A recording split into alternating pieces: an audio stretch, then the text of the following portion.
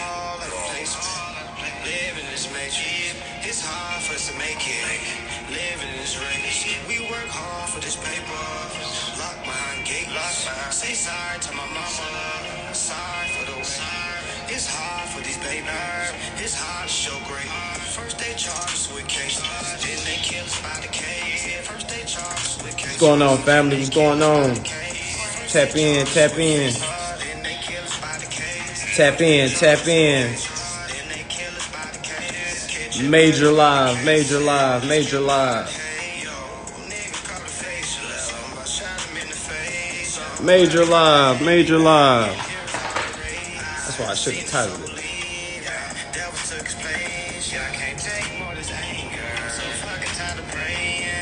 Tap in, make sure you share, make sure you share. Major live, y'all. I'm trying to tell you, major live. This is a major live, major live. Please share this, please. I was supposed to do this earlier, but I had to get my baby situated. All right, but yeah, so this live we'll go over quite a few things, okay? Quite a few things. Major free beans, okay? I'm gonna try to make everything flow together. All right, but this live is going to talk about why gentrification is not real. This live is also going to talk about landlord and tenant duties. Okay, I had a couple private landlords that commented on the post, which I love because everyone needs to be informed on this. Okay, so, and also on the end of this live, I'm gonna speak about the ERC applicants. We are now accepting those that started a business in 2022. All right, so if you start a business in 2022, all right, you are now eligible for the ERC. All right, so those are the three things we're gonna talk about in this live. First one, gentrification, why it's not real. Okay, second one is gonna be landlord tenant duties. And third is gonna be basically about ERC for those that started a business in 2022, because now we're in 2023. All right, so yes, go ahead and share this live. Please share this live. Okay, a lot of information is gonna be in this live. All right, so I'm gonna give y'all just a few moments just to get your minds right, okay? Because again, you gotta unlearn everything you thought. Everything that you thought. Yeah, Florida statute 8349, but it's also a statute that I posted today that's in a whole different state. You feel what I'm saying? So all this information is the same, y'all. We dealing with federal laws, your right to travel, your right to liberty, your right to pursuit of happiness. Okay, y'all, we're supposed to be living in our realm, meaning our kingdom, y'all. We're supposed to be accepting these credits and using these credits. Okay, that's the only real information. Anything outside of that, your skin complexion, all of that none of that really exists. I thought it did also. I used to be on the front line of marches. Okay, I've led a march. All right, so trust and believe. All right, I'm definitely understanding what's going on. So let's go ahead and kick it off. Why is gentrification not real? Why is gentrification not real? I thought the same. You know, I was mad when they'll come in and jack prices up, which knowing damn well this community can't pay that price, you feel what I'm saying? Which means this community got to relocate. You see what I'm saying? Like, trust me, I was the one that was arguing the gentrification. Hey, we need to stop gentrification. We need to stop. Yeah, that was me. A lot of y'all don't know me before consumer law. So it's like you don't know what I was talking about before consumer law. Some of y'all may have been following me for a couple years that knew me before consumer law, and you'll see what I was talking about then. But for those that just coming in, the topic right now is why gentrification is not Big N-O-T, okay? All caps, big N-O-T. Why gentrification is not real. Okay, gentrification is not real, just like repos aren't real. Just like evictions aren't real. Just like what else? Foreclosures, not real. It happens. It happens. But it's not real. You see what I'm saying? Like, so we gotta, man, in a wise man once said, it's the difference between real and true. Okay? Okay, it's the difference between real and true. Yeah, it's true. People be getting a repo. Yeah, it's true. People go into foreclosure. Yeah, it's true. People are deceptive to certain practices. Okay? All right? But is it real? That shit is not real. Okay? It's not real. Gentrification is not real. If those people that are getting pushed out of the community understood that the bill was already paid and they just need to learn contract law and how to transfer credits to the principal's balance, do you think those people will fall deceptive of gentrification? I'm gonna let you think about that for a little bit, because a lot of folks go straight to the skin complexion. Like, you gonna say gentrification not real? Man, I done seen what gentrification does. Yeah, I'm sure you did see it, as we all have seen what practices on uninformed people. What happens when that comes together, when a corporation pushes policy on uninformed people? The uninformed people gonna lose every time. So that's why I'm saying, I know when I just post up, I don't go into depth, because I want the conversation started. I want people to go down like, you don't know shit. What the fuck are you talking about? You're leading these people into a dead end. I love that type of conversation, because when I do my lives, I can kind of bring it home, okay? I can kind of bring it home. But gentrification is not real. All right, let's just do it on any aspect. Let's do it on a housing aspect. Let's say a community, right? Let's say a community has been paying a certain amount, been comfortable, right? And let's say the city, the state, whoever comes in, and they raise the price.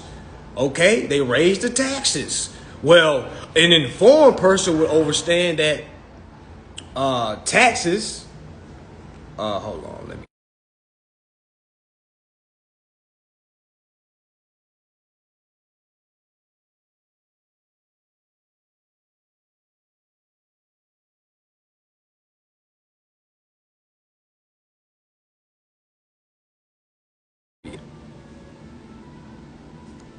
All right, so anyways, so if you receive, let's say you get that letter or the notice, hey, rent will be going up, hey, taxes are going up, in most uninformed people's mind, they go straight to, well, I can't afford this. So I got two options. In my mind, these are the only two options that uninformed people create for themselves. Okay, I can do two things. I know that rent just went up, or whatever, the property tax just went up and I can't afford. I can either find the money to pay every month, or I can move out, which are two wrong answers. All right, most people, when taxes go up or rent go up, or okay, the price of living goes up, most people do what? They move. Okay, they move. All right, they move. So if those are two wrong answers, right? If those are two wrong answers, what is the right answer? The right answer is understanding contract law. Okay, did that person sign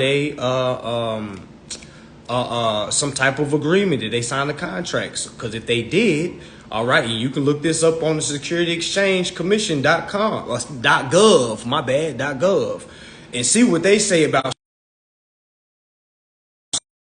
equity is given to the party that signs the contract. So if you the living party that signs the contract, you're the grantor, okay?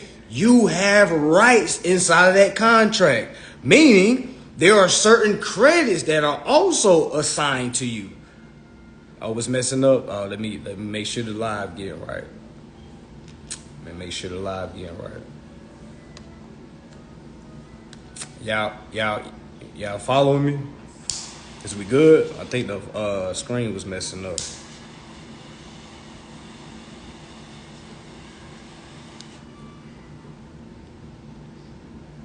And wait a little bit. We back. Yeah, I'm gonna say it again. I just want to make sure it clears up. I don't know what it's. All right, so but yeah, so in the contract, so that person that's thinking I either gotta pay or I either have to move out. That's gentrification. Gentrification forces a person to either think they gotta pay more or they gotta move out. It's either you pay more or you gonna move out. It's either you pay more or you gonna move out. Those are two wrong answers. Okay, those are two wrong answers. What is the correct answer? And granted, people, I know everyone doesn't know this. Me, myself, just learned this also within the last 2 years. Okay, so I apologize if I'm talking like I've been knowing this since birth. I did not. Okay, I did not. So again, I apologize if I'm coming up. I'm just in a different mind space, in a different world now. So it's like I'm laughing at my old self. You see what I'm saying? I'm laughing at my old self because now I didn't have to do a lot of things that I used to do. And I'm so grateful and proud that I'm learning this at a young ass age. And I can regurgitate this and pass this to somebody else, which some people are actually living this. Okay, so just follow with me, all right? Don't get caught up in them comments, people saying, that's not true, I'm a landlord. Please don't follow these people up, okay? Because they're in for a rude awakening if they don't tap in, all right? So again, let's continue. All right, again, gentrification forces a person to have two options to that they create in their minds. Either I gotta pay more or I gotta move out. Those are two wrong answers. The right answers is understanding your rights that are inside of that contract or rental agreement or whatever. You are the grantor. If you sign anything, electric signature in it, because there's an electronic signature act. Okay, so even if you signed online or you signed in person, all right, you have rights, you have equity, you have interest that is inside that contract, okay? Because if you don't, that means you're inside of a contract that is not equitable to you, which make it fraudulent. You see, but it's only fraudulent when you go and try to claim that equity, or you try to claim those credits, or you try to go and claim that interest. All right, meaning you got to go forth and claim this, meaning you got to learn how to enforce. You can't just stop paying and thinking this is going to, no. All right, you must learn contract law. You must learn trust law. You must learn, what else?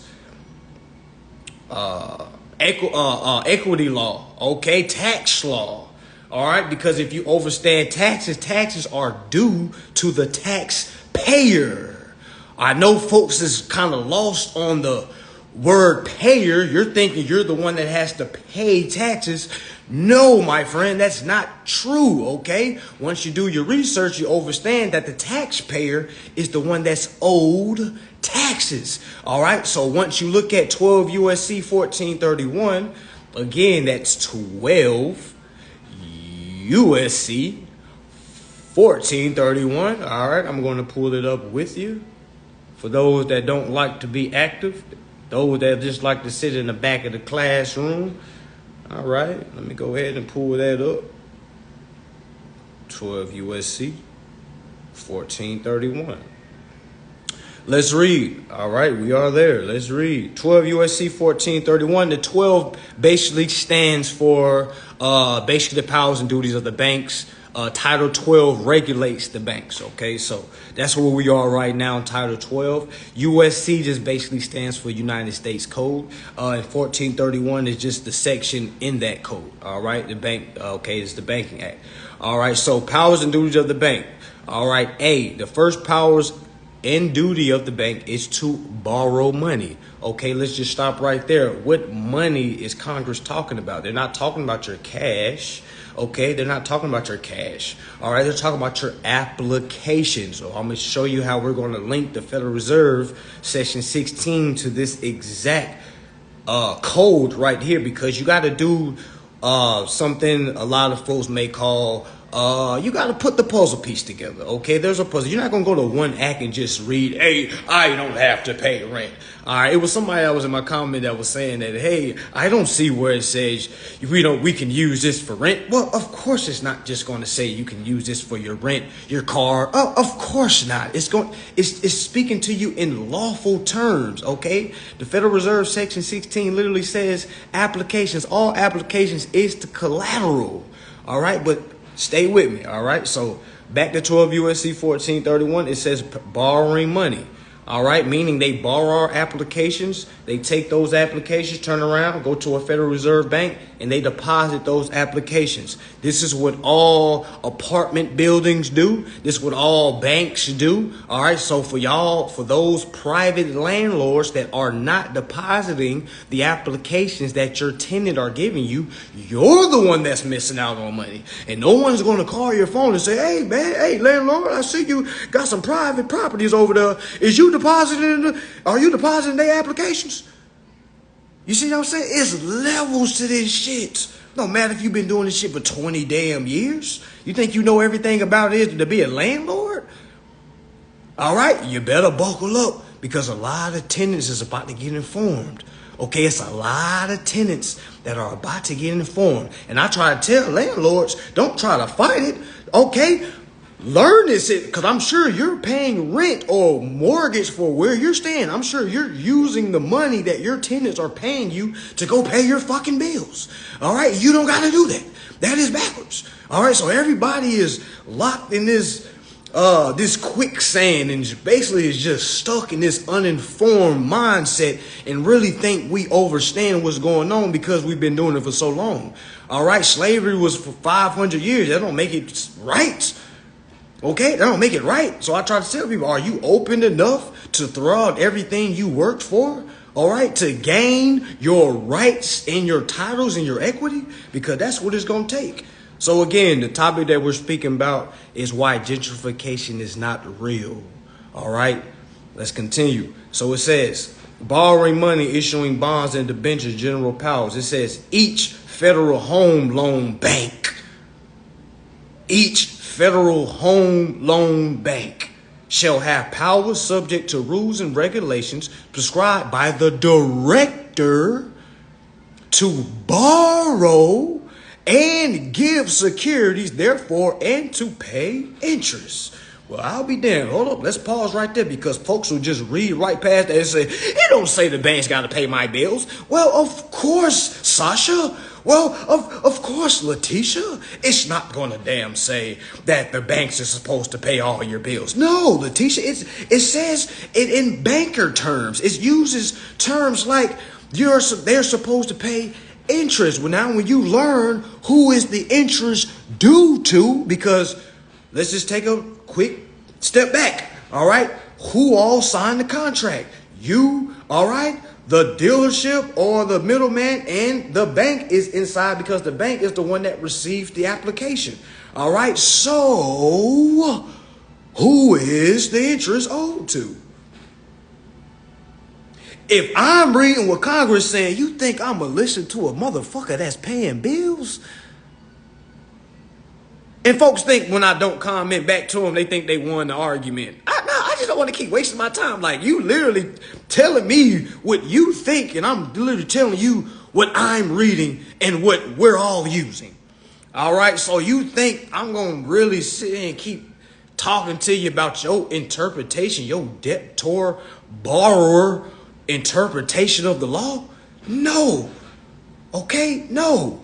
All right, so I'm going again to 12 U.S.C. 1431, because this is what Congress says. All right, Congress is the one that done laid the law. All right, yes, we're all gods, and you see what I'm saying? The law is the supreme law of the land. All right, so I'm gonna go off this. All right, I'm going to go off this. Okay, I got to go off this. So let's keep reading. All right, let's keep reading. It says, wait, let me go back because I know that shit just went over some people's heads. So let me go back right quick. Let me go back.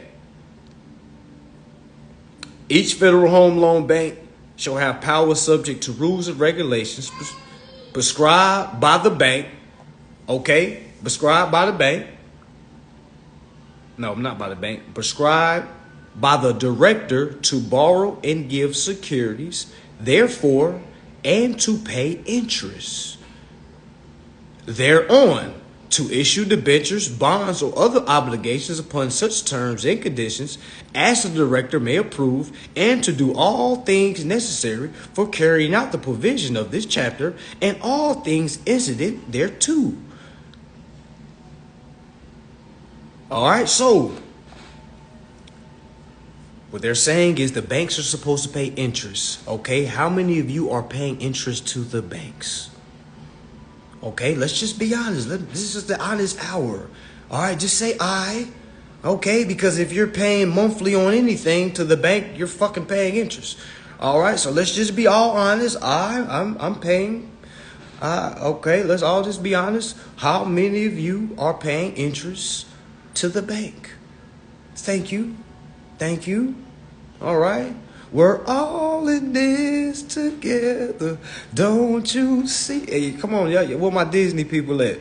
Y'all remember the Disney song? But yeah, we all in this together. All right. We all in this together. So again, first of all, you got to look in the mirror and let yourself know I don't know shit. I don't know a motherfucking thing because I ain't read a motherfucking thing.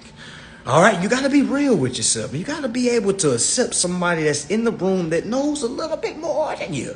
They're not better than you, but they know a little bit more than you. Okay, you got to be open to accept new info. No matter if the person's younger than you, no matter if the person is less attractive than you, no matter if the person, all right, you ain't got to like how the person talking to you. It don't fucking matter how you feel. All right, is the person telling you the truth, the real info? Okay, it's not about how you fucking feel. Fuck your feelings. All right, nobody fucking cares. Nobody fucking cares. Who the fuck cares with how you feel? Okay, so let's go ahead and remove that and just stay on logic because business is logic. Business don't give a damn how you feel after you done read some shit. Motherfucker, you should have read it. You should have read it from the get-go. Okay? Me as well. Me as well. Once I understood this, I was like, man, let me stop calling these folks, cussing these folks out. Let me get the hell out these folks dealing shit. I'm over here pointing fingers. You motherfuckers will be playing basketball in fucking federal penitentiary for contract fraud when I get done with you. And I'm the one that they always say the truth. Well, sir, you're the one that signed the contract. And then I used to say shit, well, you didn't give me my disclosures. All they had to do was say, well, sir, you never asked for those disclosures. Well, sir, you never asked for those disclosures. We gave you all the documentation. We thought everything was good. We handed it to you and we said, hey, just sign here, sign here. And we folded our hands and we waited for you. And you chose not to take that contract home and look over it. You chose to have the big ass eyes like a little kid because you seen that candy outside and you wanted them keys.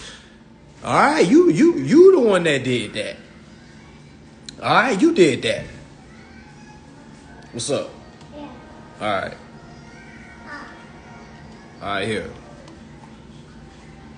All right, go finish watching what you was watching. Good job. Shut the door, shut the door, shut the door. Shut the door, shut the door. Shut the door, shut the door. Yes. Yes. Yeah, he started listening to me. All right, yeah, but we all guilty of it. We all guilty of it. So it's like we sign information that we don't read, okay? And then when we learn about it, we get mad. Like, them motherfuckers, I know because I went through it. Like, I know. So when I see folks doing the blame game, like, these motherfuckers, da, da, da, da, I instantly be like, man, wait, man, I got to correct. It's us, y'all. It's not them. They only doing what we allow. They only doing what we allow. All right? All right? They push that contract in front of us. They the one that put in the finance charge. They in the APR rate. They jack it up and then convince you got to pay them. And then you thinking in your mind like, damn, well, I just got this job. Shit, I'm still in my probation period. After 90 days, I'm supposed to get a raise, so I should be able to afford that. I just started dating this girl, so she won't be able to pitch in a little bit too. Yeah, I can do it. Yeah, I can do it. Whole time, you feel me? Like, that shit ain't even real. That shit ain't even real. Okay. Your contract is only supposed to be as easy as your competency level is. They're not supposed to make it for a minor to overstand, because a minor is not supposed to be signing contracts.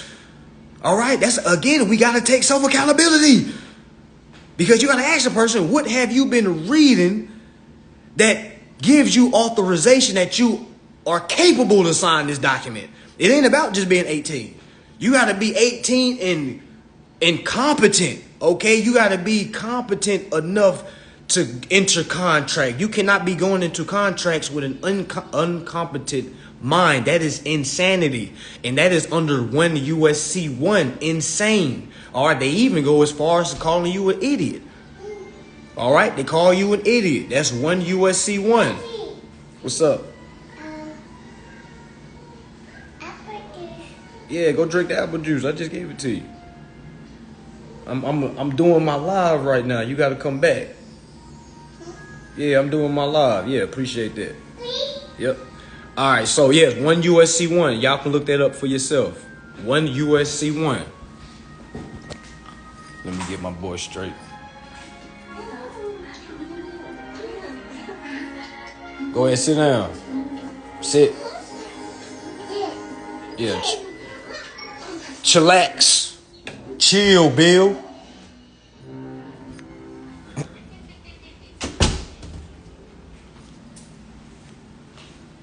All right, so UCC. All right, so the UCC. Well, we'll get to that.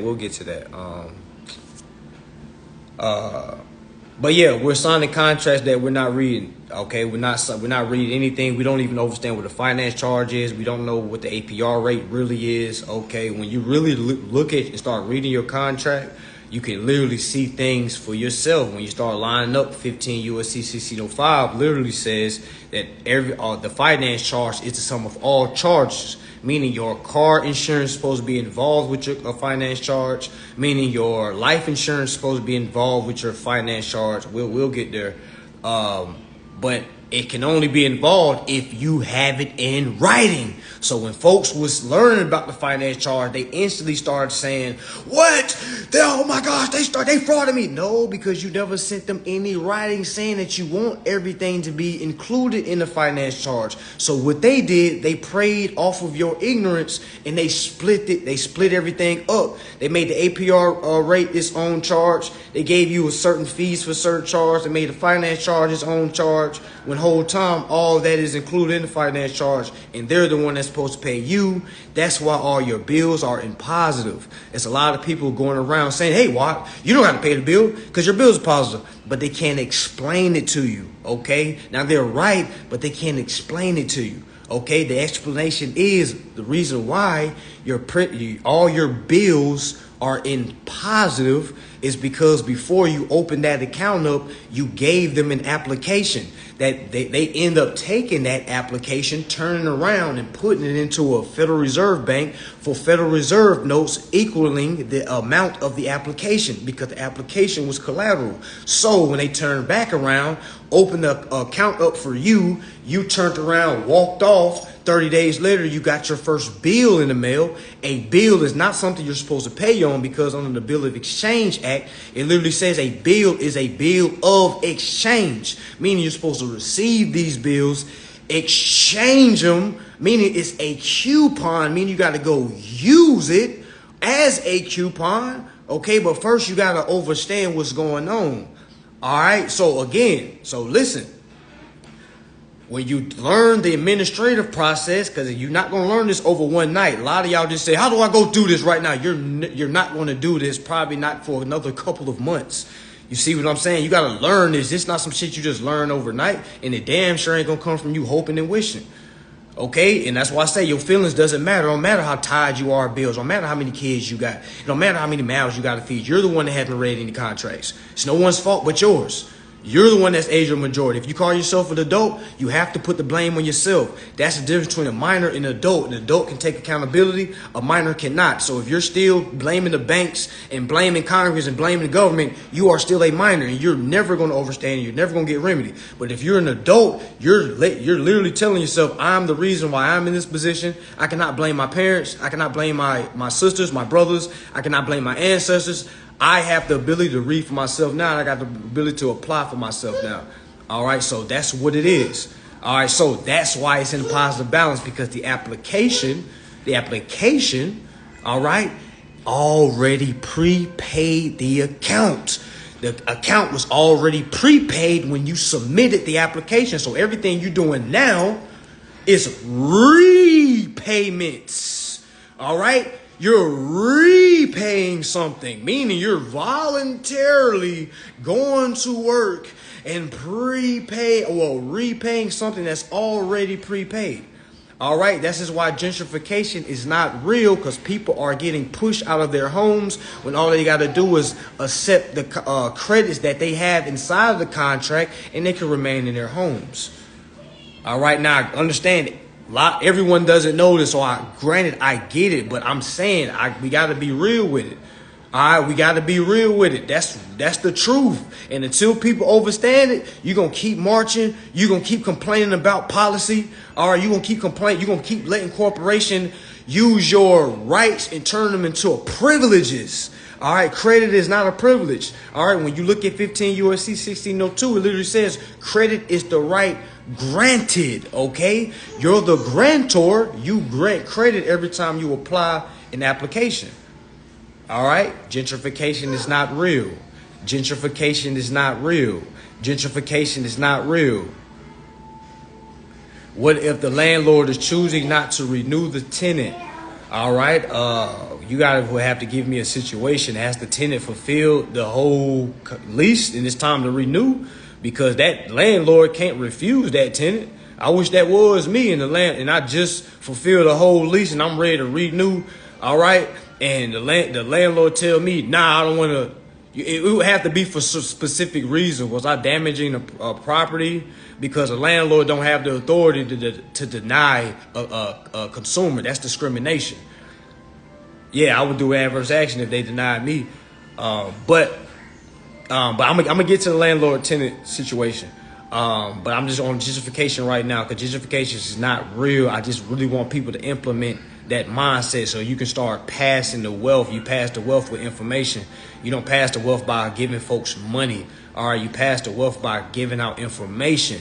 Gentrification is not real. So if you know someone that's getting pushed out of their home because the price is going up, it's 10 times out of 10, they have not read their rental agreement. 10 times out of 10, they have not read their contracts. All right, they were the one that signed the contract, meaning that they were the grantors of the contract. Since they was the grantors of the contract, they have rights and equity within inside of the contract. All right, which falls up on the Security Act. All right, so if they go and try to claim that credit and try to transfer it because it's a rules and procedures way you got to do it, you can't just call them and be like, yo, I want to use my credits. I'm the consumer. No, you can't do that. You got to send it in writing. You have to send it in writing. That's why I tell folks, you keep paying until you learn what's going on. You can't just up and stop paying, because there's a performance that you must do. All right, there's a performance that you must do. So is the application the contract or the paperwork after that? The application is the collateral, in turn creates the contract. So the closest thing, you can't get your application back. So the closest thing that you can accept and transfer is the contract. You see what I'm saying? So yeah, it's some deep shit, y'all. It's a lot of information. Trust me, y'all don't just post shit just to say shallow shit. Definitely have a deeper meaning to it, but I just do it to spark the debate You see what I'm saying? Because there's a lot of uninformed information that's floating around, and we got to understand what's going on. We got to understand what's going on. Yeah, they definitely got to tell him the reason, but he don't know how to press the issue. He dead in the waters. You see what I'm saying? Because if you don't use your rights, you lose your rights. So they can tell you some shit all day, and if you don't know how to combat it or rebut it, oh, it's a done deal. That's like going to a competition and you ain't been doing no work, and you going against somebody that's been in the gym. Man, they about to stomp on your neck. You see what I'm saying? They about to stomp on your neck, and a lot of folks is getting their neck stomped on because they just hearing some shit on Instagram or YouTube. They're not really reading this stuff. They just kind of trying to do everything over the phone, and they're getting stomped. They're getting stomped. Gentrification is not real. Gentrification is not real. What is real is uninformed people that are doing business. That is what's real. Uninformed people that are doing business. All right, moment you gave. Hold on, hey, you gotta be quiet. Yeah, you just ate. You hungry again? Oh, okay, hold on. Okay, hold on, I'm almost done.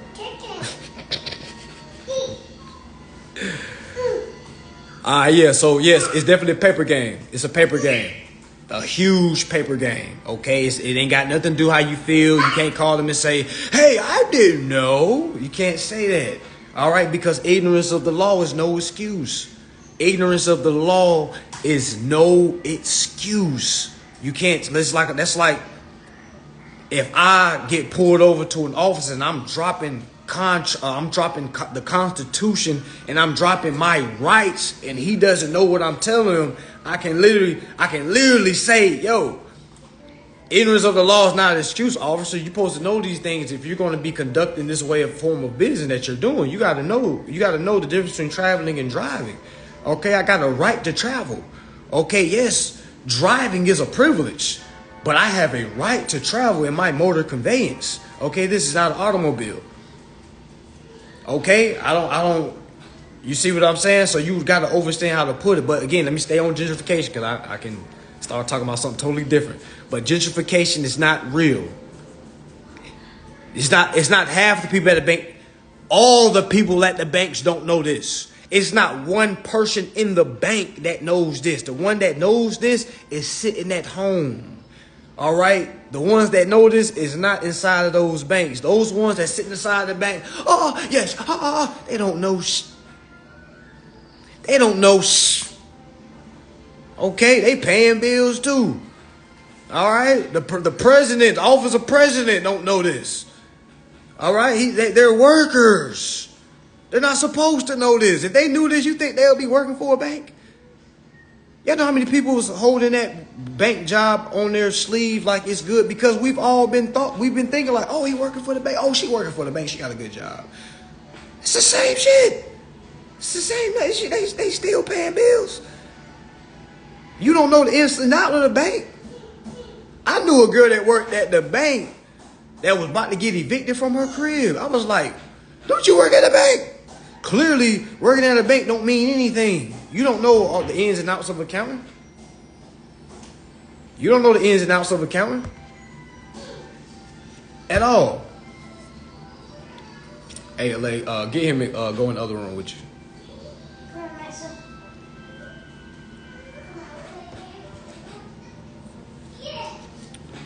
Exactly. Exactly. All right, gentrification is not real. Gentrification is not real.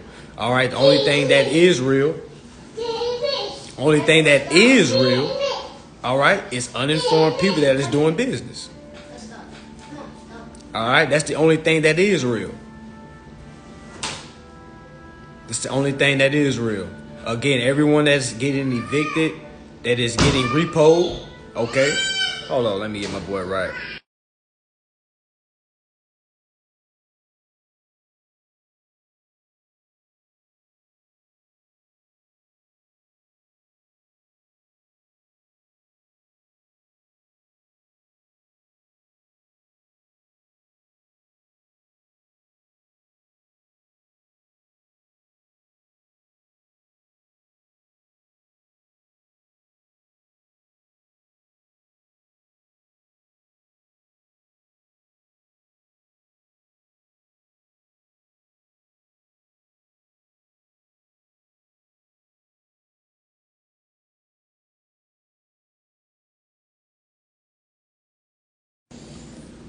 All right, we good.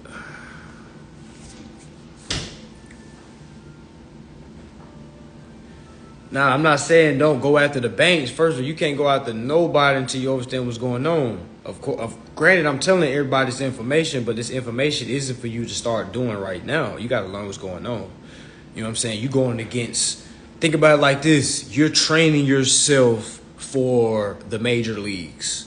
Because right now you're in the minor leagues. You're doing business on a minor level. All right, you're doing business on a minor level, which means you got to practice. You got to train yourself so you can do business on a major league level. All right, but back to it. Gentrification is not real. Gentrification is not real. Repos, evictions, all that is not real. Okay, it's only going down because people are uninformed, and a lot of folks can't enforce the law. Force the law of the land. Force these federal laws, y'all. Like there are laws here to protect the consumer. All right, you just got to understand what's going on. Okay, so let's go ahead and start talking about the landlord and tenant responsibility. So I'm in Florida. All right, so let's look at this. I want y'all to type in 8349 Florida statute. Comment there when you get there. Comment there when you get there. Comment there when you get there. Comment there when you get there. Okay, 8349 Florida statute. 83.49 Florida statute. 83.49, that's the statute. 83.49, that's the statute. 83.49, that's the statute. Okay.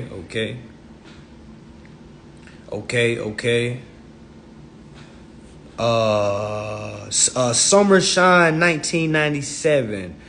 Which state code was that you had sent me? Summer Shine 1997. Because right now I'm about to go over Florida statute. But the one I posted on my page, what's her name? Summer Shine 1997. Let me know which state that was in, so we can let folks know that's in that state. That's the code they're supposed to use. All right, so everybody should be at 83.49 Florida statute. 83.49 Florida statute. 83.49 Florida statute. Okay. Comment there when you're there. Oh yeah, but which state that? Oh, that was Michigan.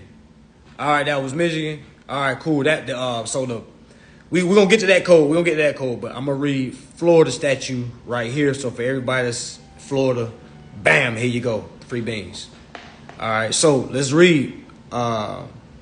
You should be on the online sunshine. It should say legislation.state.florida.us. All right. So let's read. Class is in session.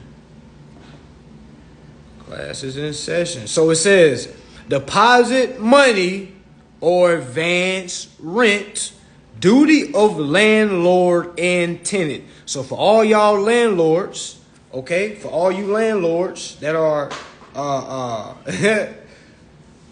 that are calling yourself a landlord, okay, all you landlords that are calling yourself a landlord, I'm here to let you know, if you are in Florida, you need to understand what's going on. Okay, if you're in Florida, you need to understand what's going on. So it says deposit money or advance rents, duty of landlord and tenant. So let's read. It says, whenever, listen to it very carefully as I break it down. Whenever money is deposited or advanced by a tenant, I'm going to stop right there. When is money deposited or advanced by a tenant? Fuck the repos. We're not talking about repos. All this shit is the same. All this shit is the same. What do you think you do with repos? You put the application in on file and bam, it's all the same shit. It's supposed to be like, hey, well, talk about this, talk about that, talk about this, talk about, it's all the same shit. Before you move in, you give an application. No, before you give them any money out your pocket. Any money out your pocket. Y'all gotta remember what 12 USC 1431 said. It says the power to borrow money. All right, the money is the application. We just ain't went to Federal Reserve Section 16 yet. Matter of fact, let's go there right now. Save this. My bad for switching right now, but save where we at right now. I kind of got to show y'all the Federal Reserve Section 16. All right, let's go there. Federal Reserve Section 16, Part 2. Let's go there right quick because that'll kind of bring in. All right, Federal Reserve Section 16, Part 2. You should be on the federalreserve.gov.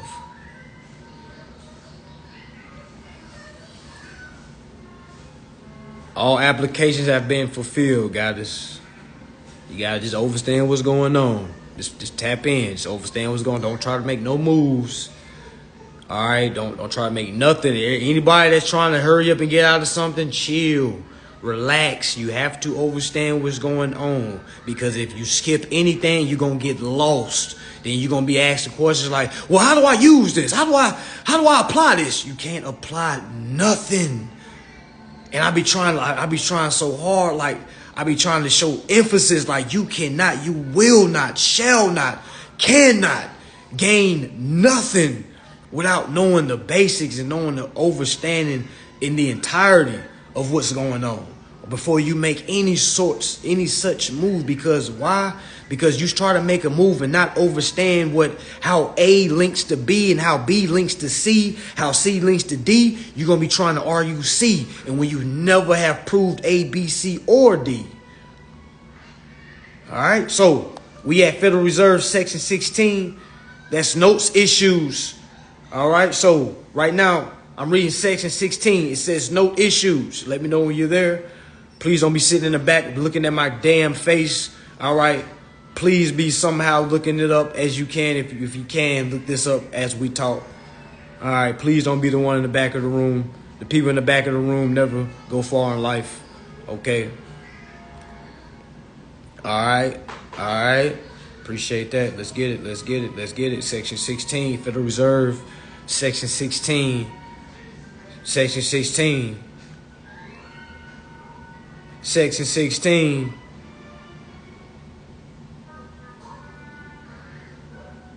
All right, so I'm going to read part 1, then part 2.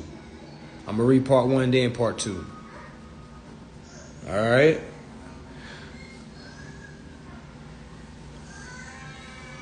Nah, I can't share my screen. Nah, this ain't.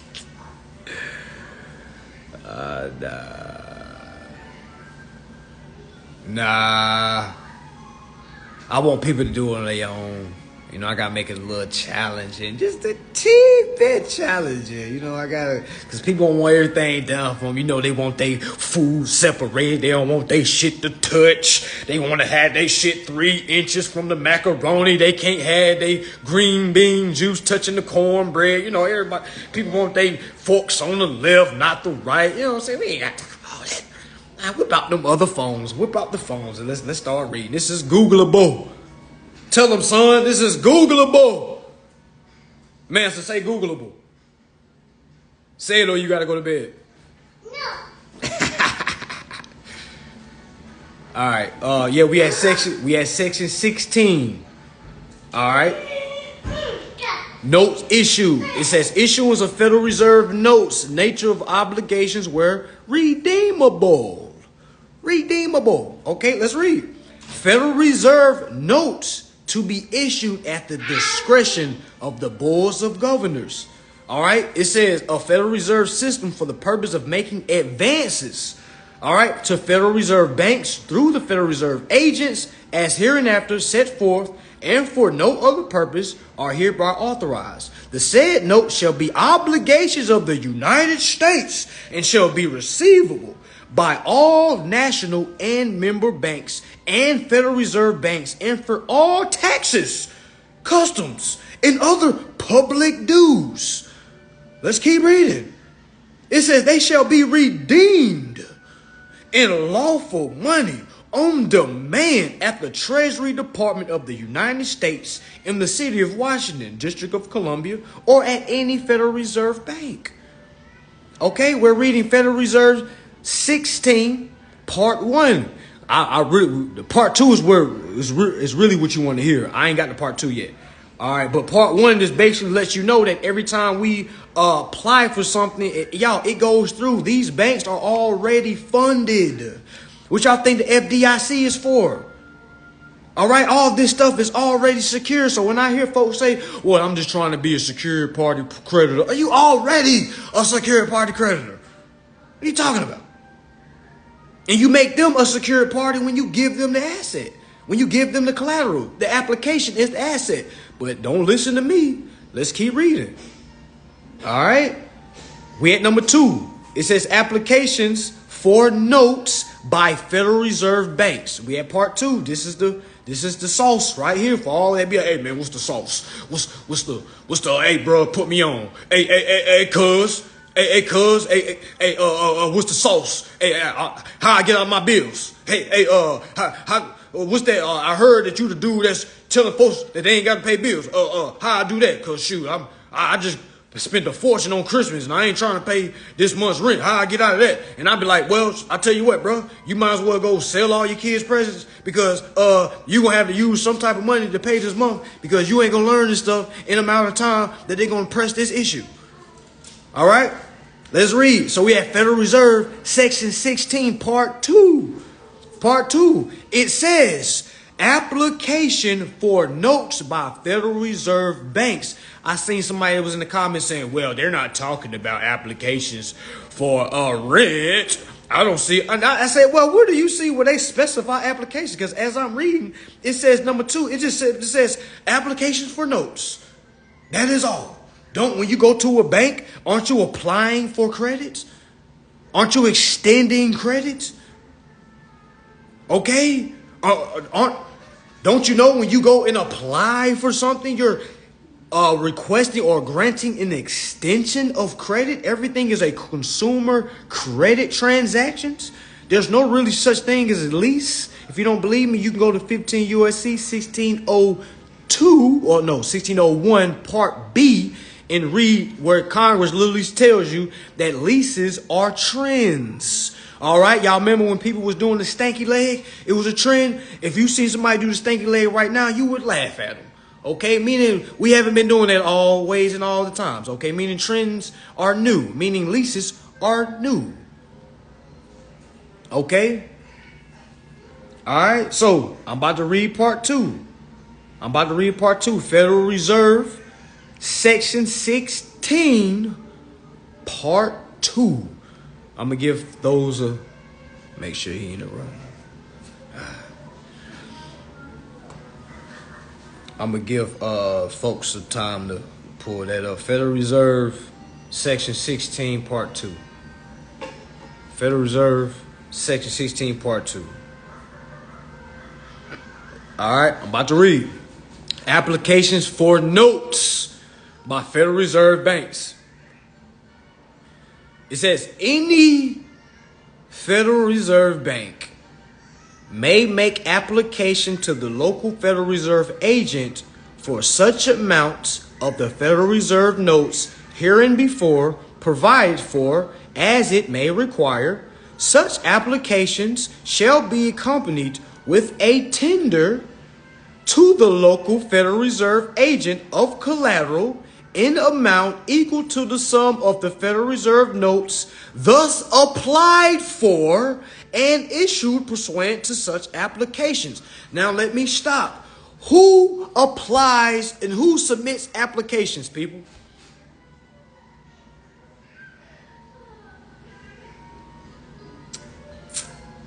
Who submits applications, people? Because this is how I interpret it when I'm reading it. This is how we're interpreting as we're getting remedy using it. Okay, so it's like when people say, no, you're reading it wrong. I'm like, you bill payer, shut up. Tell me we're reading it wrong. We're getting remedy off of it. What you talking about? All right, exactly. So the consumers are the one that are applying these applications. So they're literally stating I'll read it again if that went over anybody's heads, because we're not done yet. Let me just keep reading. I'm going to start over, because that shit goes over people's heads. People be trying to argue me up and down. Their interpretation of it, same person that's paying a bill with cash, is trying to tell me their debtor interpretation of what Congress is telling us. Okay? So let's read again. It says applications for notes by Federal Reserve banks. It says any Federal Reserve bank may make application to the local Federal Reserve agent for such amount of the Federal Reserve notes hereinbefore provided for as it may require. Such application shall be accompanied with a tender, meaning you need to add a tender with your applications. All right, tender to the local Federal Reserve agent of collateral in amount equal to the sum of the Federal Reserve notes thus applied for and issued pursuant to such application. It says the collateral, listen, the collateral security thus offered shall be notes, drafts, bills of exchange, or acceptance acquired under Section 10A, 10B, 13, or 13A of this Act, or bills of exchange endorsed by a member bank of any Federal Reserve district and purchased under the provisions of Section 14 of this Act. All right? So how does that involve us?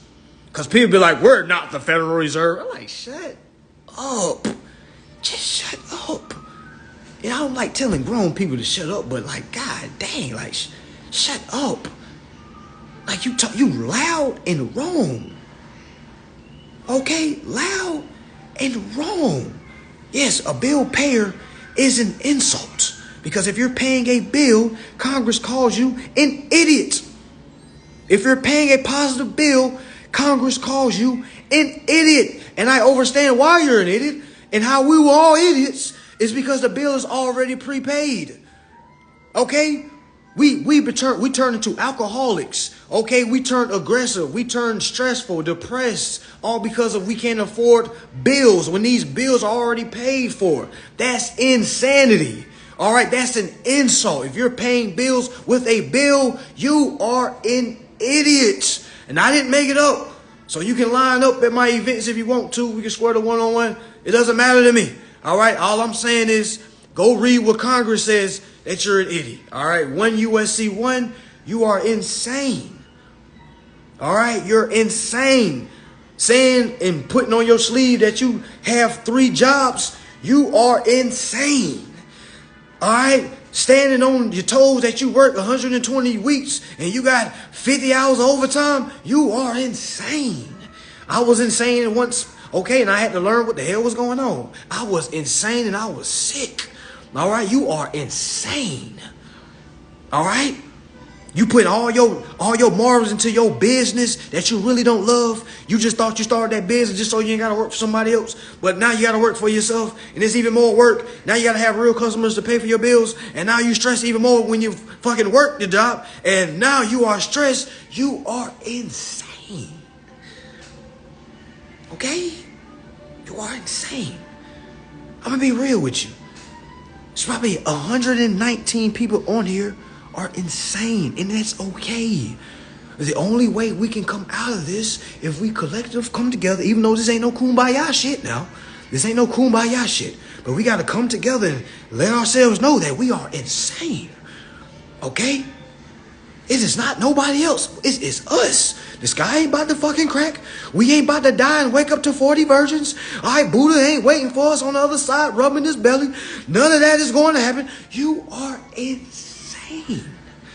Okay? So let's stick to what's real.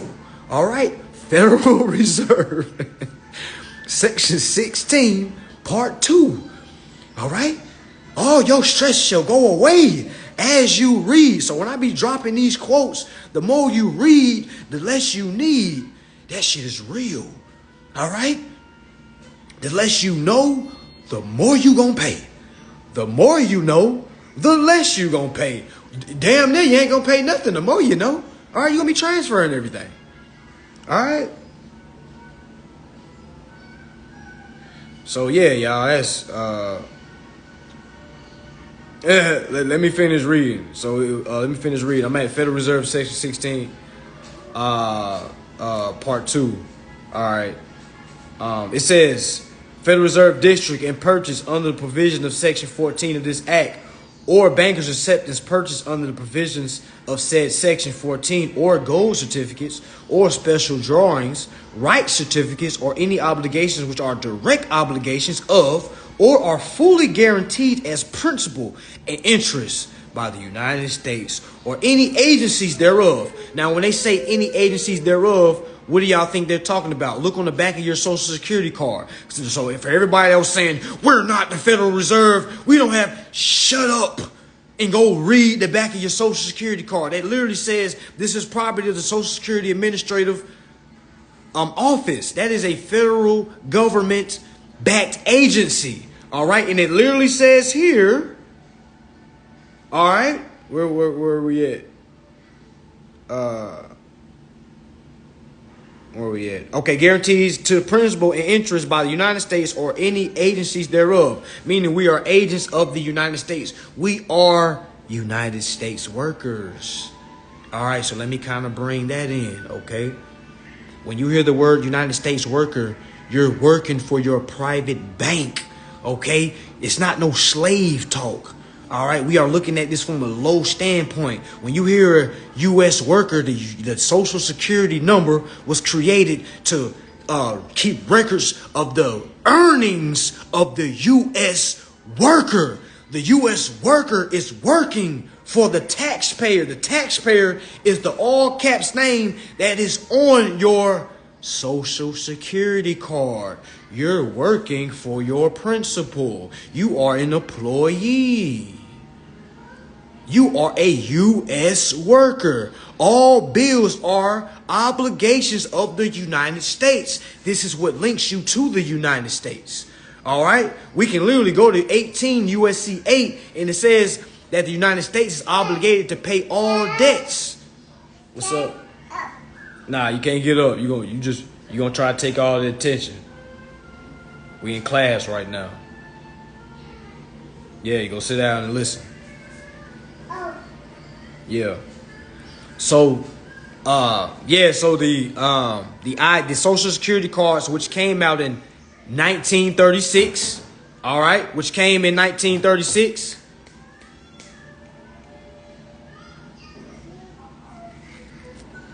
Yes, correct. Nah, close that.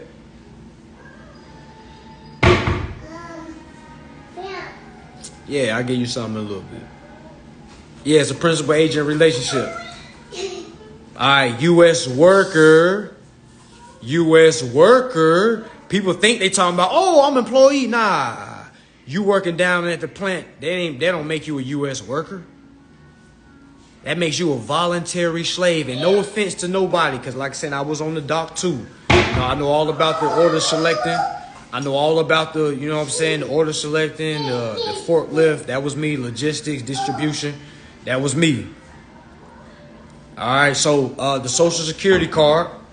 All right, Social Security card was created to keep the records of the earnings of the U.S. employees. We are all employees every time we go and do business for our employer. Our taxpayer is the employer. Our all caps name is the employer. Hey, you got to go watch TV. You going to sit down and listen, or you got to go?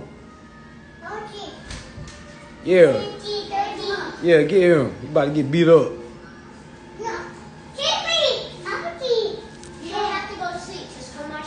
Yeah, cut the light on for him.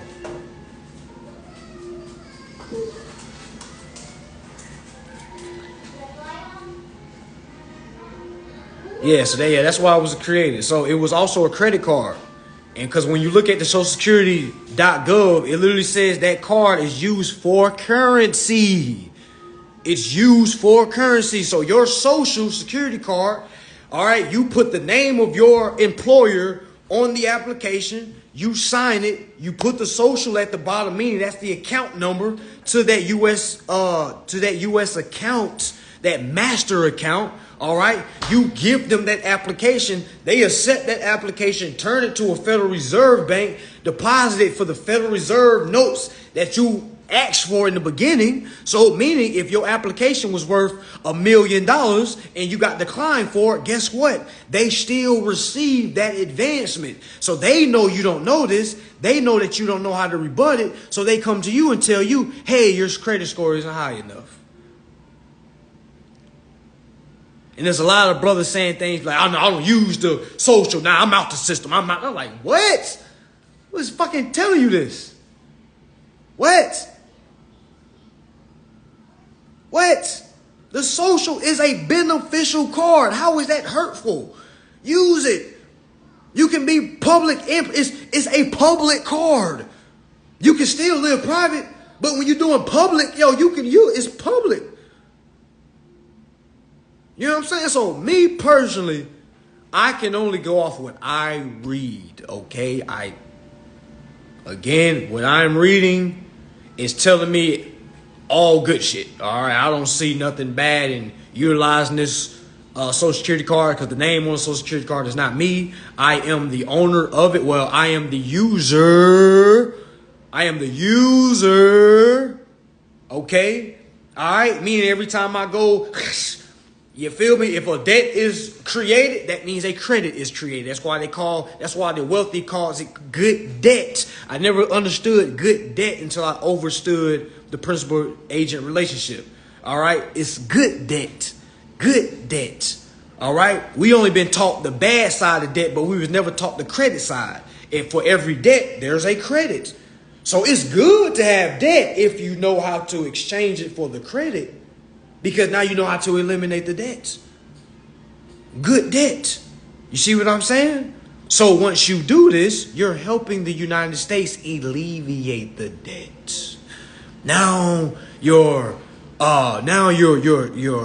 living in your rightful powers. Now you're helping the public.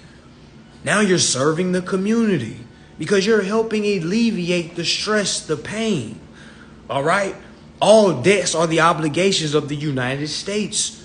All right. It literally says that in 18 U.S.C. 8, the United States is obligated to pay all debts. But first, you got to transfer the debt to the United States. They don't just know off the top. They don't just, oh, damn.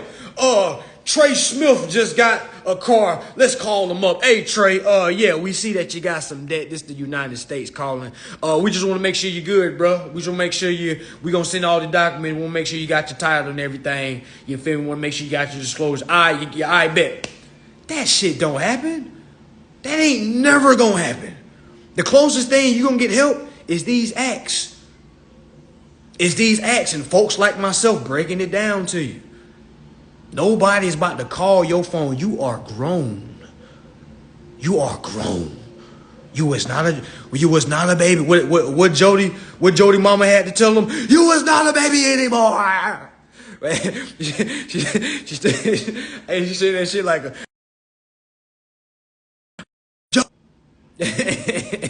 you got to get out the house, goddamn. Mama trying to have her fun too. Okay. You're not a child anymore. You can't have your hand held, okay? You have children. Folks be like, no one is helping us. Fuck you. Fuck you. Okay? Fuck nobody helping you. So what? Crash and burn, goddammit. Drown. All right? There's a whole bunch of people that drown before you. They'll be okay.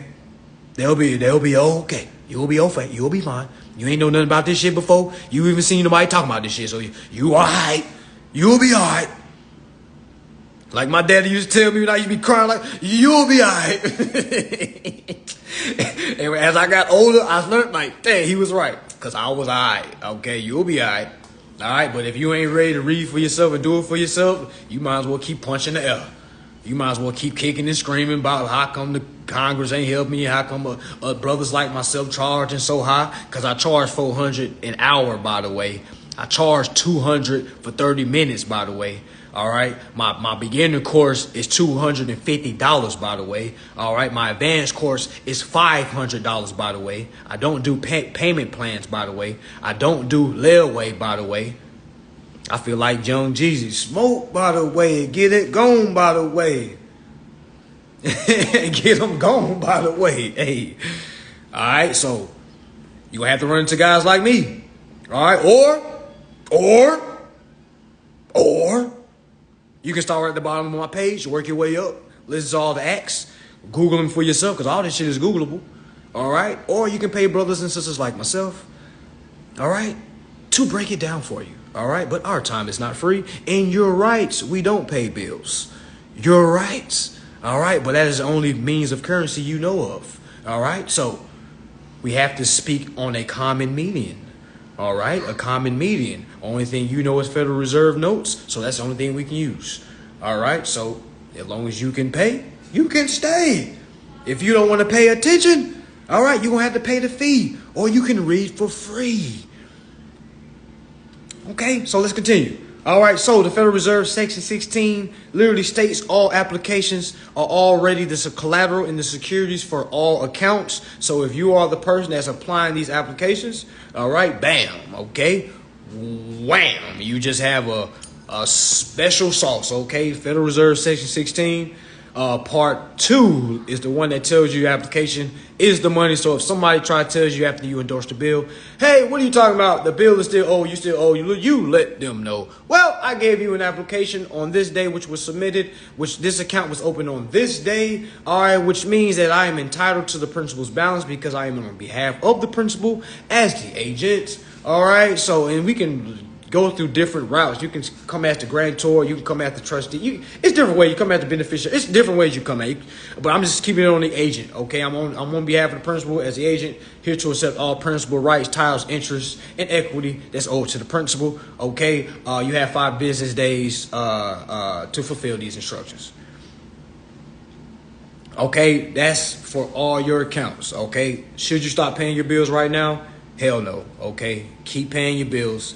Understand what's going on. Do 2 things at one time. Keep paying your bills. If you're still working, keep working. Just create your escape plan. I'm not the guy that's trying to tell you to up and quit everything and, you feel me, just jump straight into this. No, because you're going to fall on your face. They're going to come repo your car. They're going to evict you. They're going to do certain things like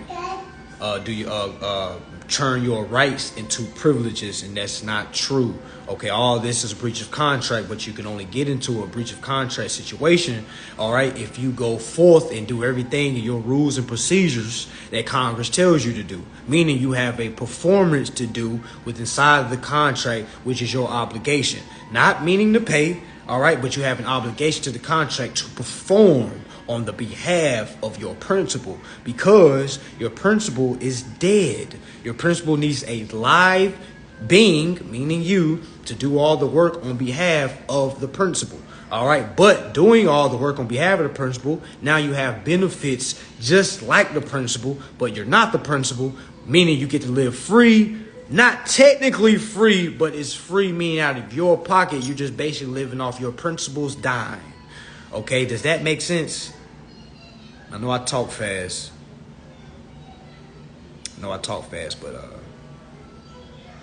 But yeah, so landlord tenant. So let's go back to what we was originally talking about. We're going back to 83.49. We're going back to 8349. 8349 Florida statute. 8349 Florida statute. Go ahead and go back for me. 8349 Florida statute. 8349 Florida statute. 8349 Florida statute. 8349 Florida statute. Comment there when you get there. Comment there when you get there.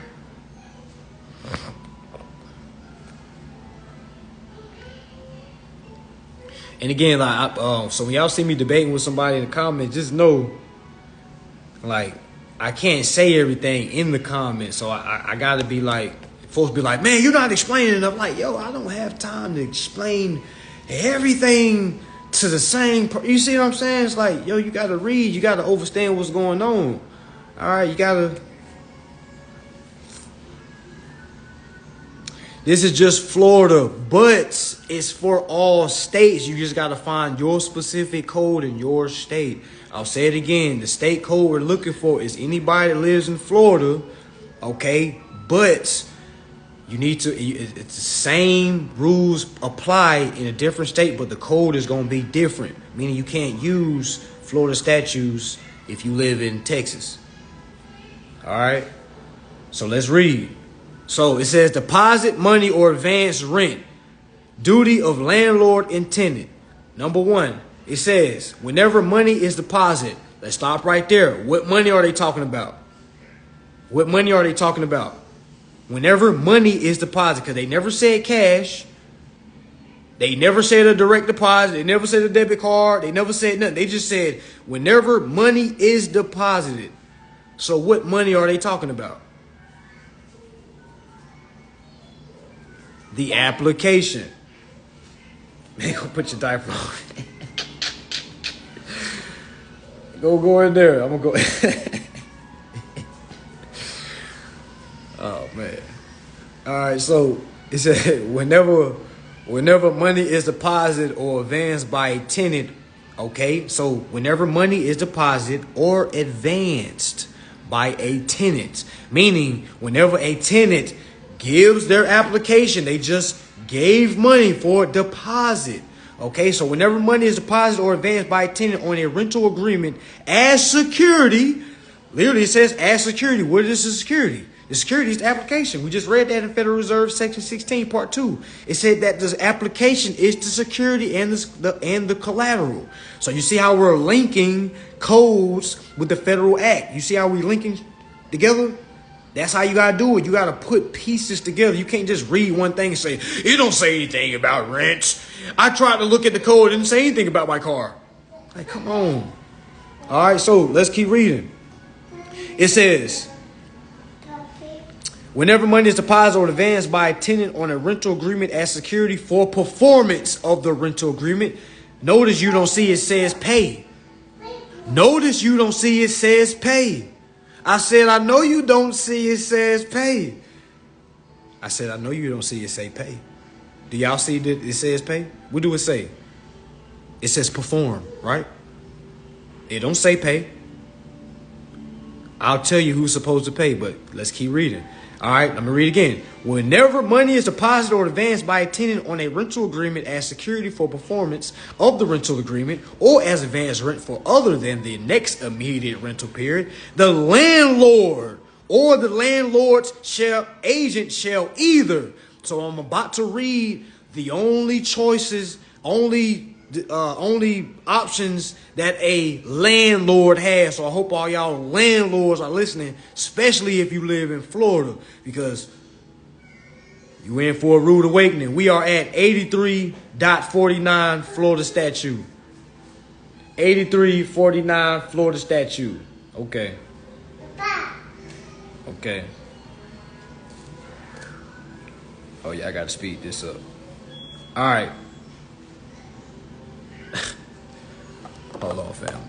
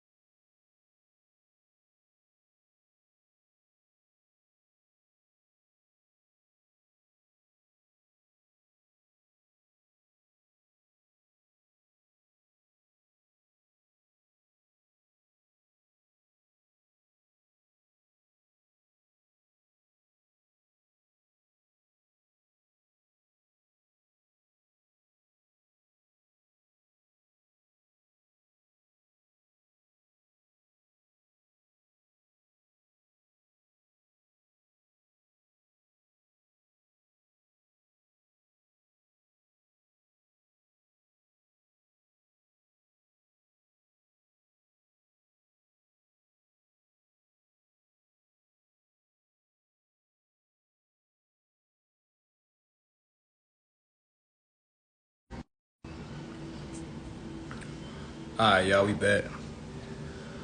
I had to change my boy diaper. We back. Brief intermission. We back. Yeah, I had to change his diaper. Boy done took his damn diaper off, running around butt naked, shit hanging on his. I'm like, oh hell nah. Walk in, shit on the floor. I'm like, oh, okay. Alright, so let me wait for folks to get back in. Alright, we back. We are at 83.49. We are at 83.49. 83.49. Had to change a shitty diaper in a shitty mess. Shouts out to all the mothers, okay? Alright, shouts out to all the, cause I've seen some shit also, okay? Facts, and they do the baby act. Hey. But yeah, so we had if everybody get back, we had 83.49. 83.49 Florida statute. 83.49 Florida statute. Wait for those to get back. Had to go put the kids up. I'm like, you want to do this on camera? I'm like, okay. But yeah, they are up. I don't smoke around my kids, family. So for those that's like, my kids are put up right now. So, all right, we good. Okay, family, we good. All right, so let me know when you get back. Let me know when you're there. We at 83.49. 83.49. Yeah, daddy duty's definitely in full. I got four. I got 3 babies and an 8-year-old. So oh yeah. But yeah, let me know when y'all get there. 83.49. 83.49.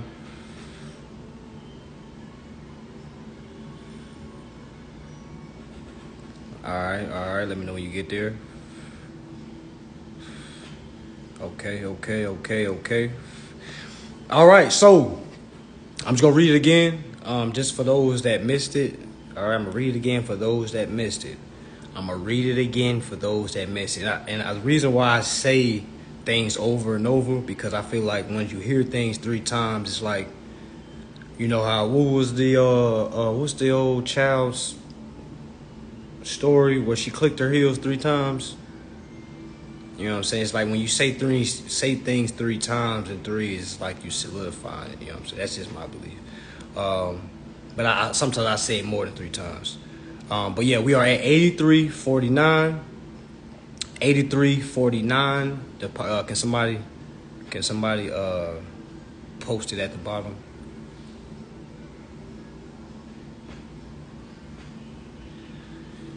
$83.49 deposits, money, or advance rents, duties of landlord and tenant. Okay.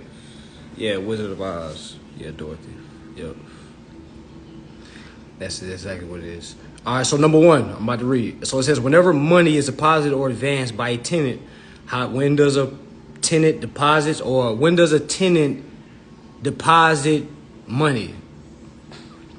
It's the application. Remember, and we know this from the application, is because we read Federal Reserve Section 16, where the Federal Reserve system or Congress breaks down what an application is used for. So the application that a tenant submits is the money that is deposited. All right. So whenever money is deposited or advanced by a tenant on a rental agreement as security for performance, notice it doesn't say pay, it says performance of the rental agreement, or as advanced rents for other than the next immediate rental period, the landlord or the landlord's agent shall either. All right. I'm not on the Federal Reserve Act right now, but I'm just giving that reference. But right now we're on 83.49 Florida statute. All right, so I'm about to read A on what landlords are supposed to do with your application, or will do with the advance money, which is the application. So every time you submit an application, there's Federal Reserve notes that are supposed to be given to that landlord after that landlord deposits that application. They're supposed to hold the total amount. So let me read. I'm on A. It says the landlord it shall either A, hold the total amount of such money in a separate non-interest bearing account in a Florida banking institution. It says for the benefit of the who? Can somebody tell me what that say? Who is supposed to be on the benefit of? As I take a small drag.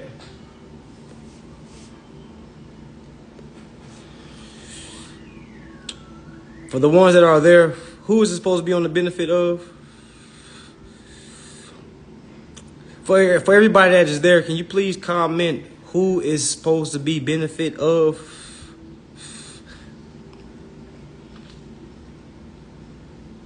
Just let me know if I'm lying. Let me know if I'm lying. And they let me know if I'm lying. Because folks think I be making this shit up. They be saying, you can't use that because it's... Shut up. The hell, why would it be there if we can't use it? Who is it for? Like, what are you talking about? I'm not a tenant. What are you then? You want to be the landlord? Meaning you're going to have to pay on behalf of the tenant? I'm the tenant. The landlord pays on behalf for me. Okay, so I don't know, you know what I'm saying? I go off what I read. I don't go off what somebody's telling me or what their interpretation of something is. I got to read it for myself. It says right here, all right, it says right here, hold the total amount of such money in a separate non-interest bearing account in Florida banking institution for the benefit of the tenants or tenants. Let me keep reading. It says the landlord shall not commingle such monies with any other funds of the landlord or hypothecate, pledge, or in any other way make use of such monies until such monies are actually due to the landlord. So for you landlords out there that are commingling the people's deposit, I'm here to let you know you are in violation, especially if you're down here in Florida. And again, y'all don't got to rush down here to Florida. You just got to find the state code that's in your state. Every landlord and tenant has duties, okay? Every state is under the same federal laws. It's just going to be different when they kind of change it to a state law. All right? Now, that was A. That's their first option that they can do. This is B. This is the next option a landlord can do. It says B, hold the total amount of such money in a separate interest-bearing account in a Florida banking institution for the benefit of the tenant. So that's another option that's supposed to be benefit for the tenant. It says, in which case the tenant shall receive and collect interest in an amount of at least 75% of the annualized average interest rate payable on such accounts or interest at the rate of 5% per year, simple interest, whichever the landlord elects. I'm going to read it again because that probably went over some folks' heads because folks be trying to tell me what it does, what it don't say. Well, that don't say they pay my rent.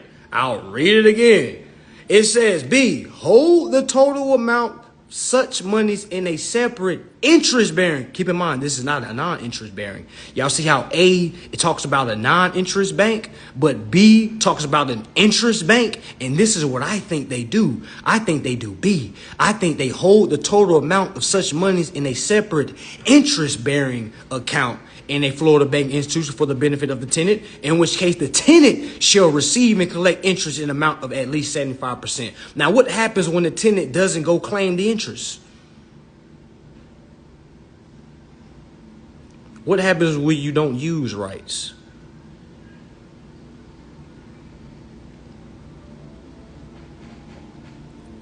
If you don't use rights, you lose rights. If you don't go claim your interest, you don't have any interest. Exactly. They're going to pocket it. Why wouldn't they pocket it? If I'm a landlord and I know what's going on, all right, and you give me an application, I go deposit into an interest bearing account, I'm a wager that you're not going to claim your interest, meaning it's going to be abandoned credits. So why would I press and tell you this when the burden is on you to claim? If you don't claim anything, I'm not about to call your phone and say, hey, you have 75% interest on the total amount of the contract. If you, all you gotta do is send it in writing. Exactly. They gonna pocket it. If you get evicted, they pocket it. If you fulfill the contract and you move somewhere else and you don't request it, they pocket it. Folks just be focused on that cash deposit that they put up. Not overstand there's an interest deposit that you're supposed to get back. Yeah. So that's B. Now let's read C. This is the last option that they have. C, it says post a surety bonds. All right, it says post a surety bonds executed by the landlord as principal and a surety company authorized and licensed to do business in the state as surety with the clerk of the circuit court in the county in which the dwelling. You see how they say, they didn't say rental unit, they said dwelling. Dwelling unit is located in the total amount of the security deposit and advance rent or she holds on behalf of the tenant or 50,000, whichever is less. It says the bond shall be conditioned upon the faithful compliance of the landlord, meaning that the landlord must operate in good faith. A lot of landlords is not going to operate in good faith because a lot of landlords don't even understand that this is possible and this is capable and this is the right of the tenant.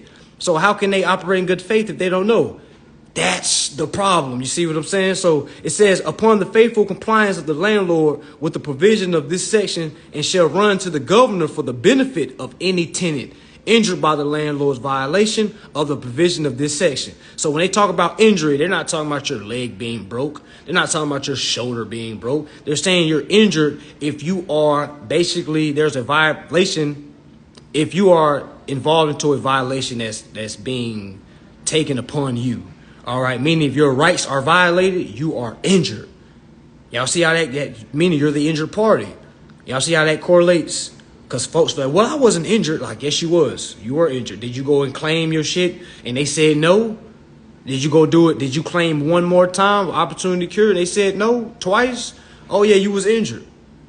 All right, so let me keep reading. It says benefit of any tenant injured by the landlord's violation of the provision of this section. In addition to posting the surety bond, the landlord, listen. It says the landlord shall pay to the tenant interest at the rate of 5% per year, simple interest, a landlord or the landlord's agent engaged in the renting of dwelling units in 5 or more counties who hold deposits of monies or advance rents and who is otherwise subject to the provisions of this section may, in lieu of posting a surety bond in each county, elect to post a surety bond in the form and manner provided in this paragraph with the office of the Secretary of State. It says the bond shall be in the total amount of the security deposits or advance rent held on behalf of tenants or in the amount of, can somebody post how much that says? I want y'all to see that I'm not making this up. Can somebody post the amount? How much do it say?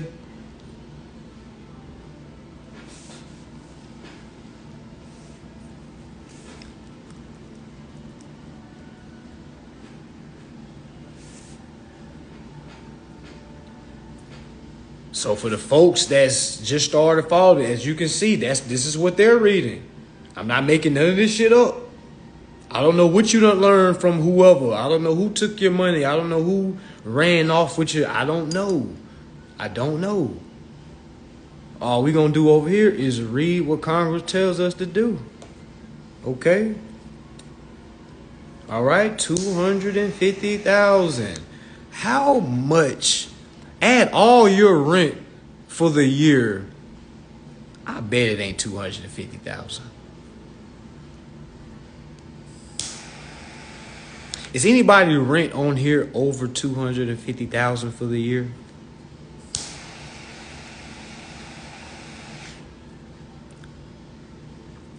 I highly doubt it. It may be somebody. I don't know. Anybody? 12,000. Okay. Mine's is 56,000 for the year. I don't think not 25,000. Okay.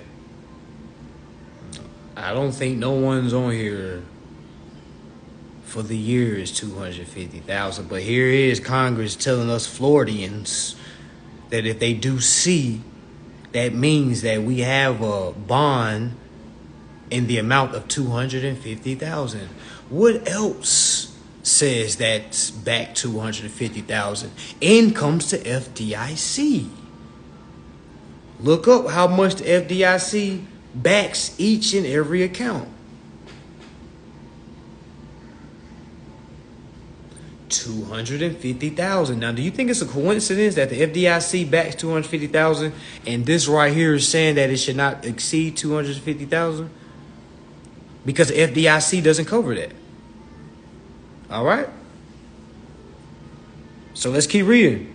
So it says, whichever is less. It says the bond shall be conditioned upon the faithful compliance. Anytime you hear that word faithful compliance, that just means like if the person is operating in good faith, meaning they're doing everything in the rules and regulations, and they're abiding by rules and regulations. But we know that doesn't happen.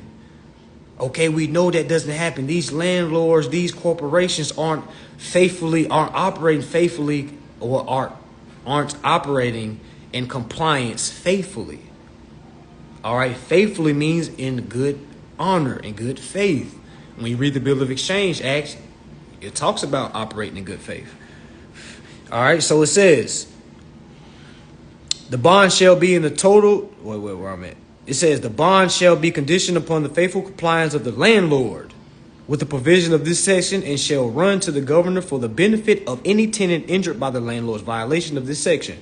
In addition to the posting surety bond, the landlord shall pay the tenant interest on the security deposit or advance rent held on behalf of that tenant at the rate of 5% per year simple interest. All right, let's keep reading. It says, 2, the landlord shall in the lease agreement or within 30 days after receipt of the advance rent or security deposit give written notice to the tenant, which includes disclosures of the advance rent or security deposit. Subsequent to providing such written notice, if the landlord changes the manner or location in which he or she is holding the advance rent or security deposit, he or she must notify the tenant within 30 days after change as provided in paragraph A through D. The landlord is not required to give new or additional notice solely because the depository has merged with another financial institution. So am I making this up? So that merged with another financial institution, what financial institution y'all think that is? That's the Federal Reserve Bank that they go to. All right, so we walk in, we apply, they take that application, walk to a bank, meaning that Federal Reserve Bank deposited to that. You see what I'm saying? That's the another financial institution that they're talking about. You know what I'm saying? So is everybody following along? Because this shit is kind of self-explanatory when you understand the pieces to the puzzle. All right, so let's keep reading. It said the landlord is not required to give new or additional notice solely because the depository has merged with another financial institution, change its name, or transferred ownership to a different financial institution. This subsection does not apply to any landlord who rents fewer than 5 individual dwelling units. Failure to give this notice is not a defense to the payment of rent. When due, the written notice must. Now, they literally about to give us a template of what we're supposed to do. So when people are like, how do we apply? I'd be like, keep reading. It tells you what to do. All right, so let's read. It says, this is what your notice must say. It says, A, be given in person or by mail to the tenant. It says, B, state the name and address of the depository where the advance rents or security deposit is being held, or state that the landlord has posted or surety bond as provided by law. So Let me just read C. It says C states whether the tenant is entitled to interest on the deposit. D contains the following disclosures. So I'm gonna read that next. But how do you demand these disclosures? You have to send it in writing. Okay, you let them know, hey, I'm hitting y'all up to see where are y'all keeping my advance rents? Where are y'all keeping my deposits? Which depository, which financial institution do y'all do business with? Okay, now why are we able to ask for that? Because it says it right here. This is 83.49 Florida statute. Exactly, court starts in writing. So no, you can't do this over the phone. I be trying to tell folks, like, you have to learn how to type this stuff up, write it with your hand, sign it with your own hand, and send it in registered mail so you can track it for court purposes. All right, it says D, contain the following disclosures.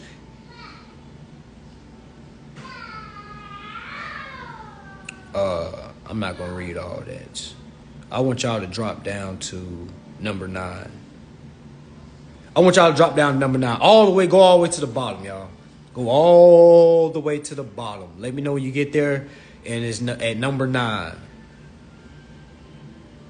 It's at 9. Let me know when you get to number 9. It's all the way at the bottom. It starts with in those cases. Let me know when you get there. Let me know when you get there.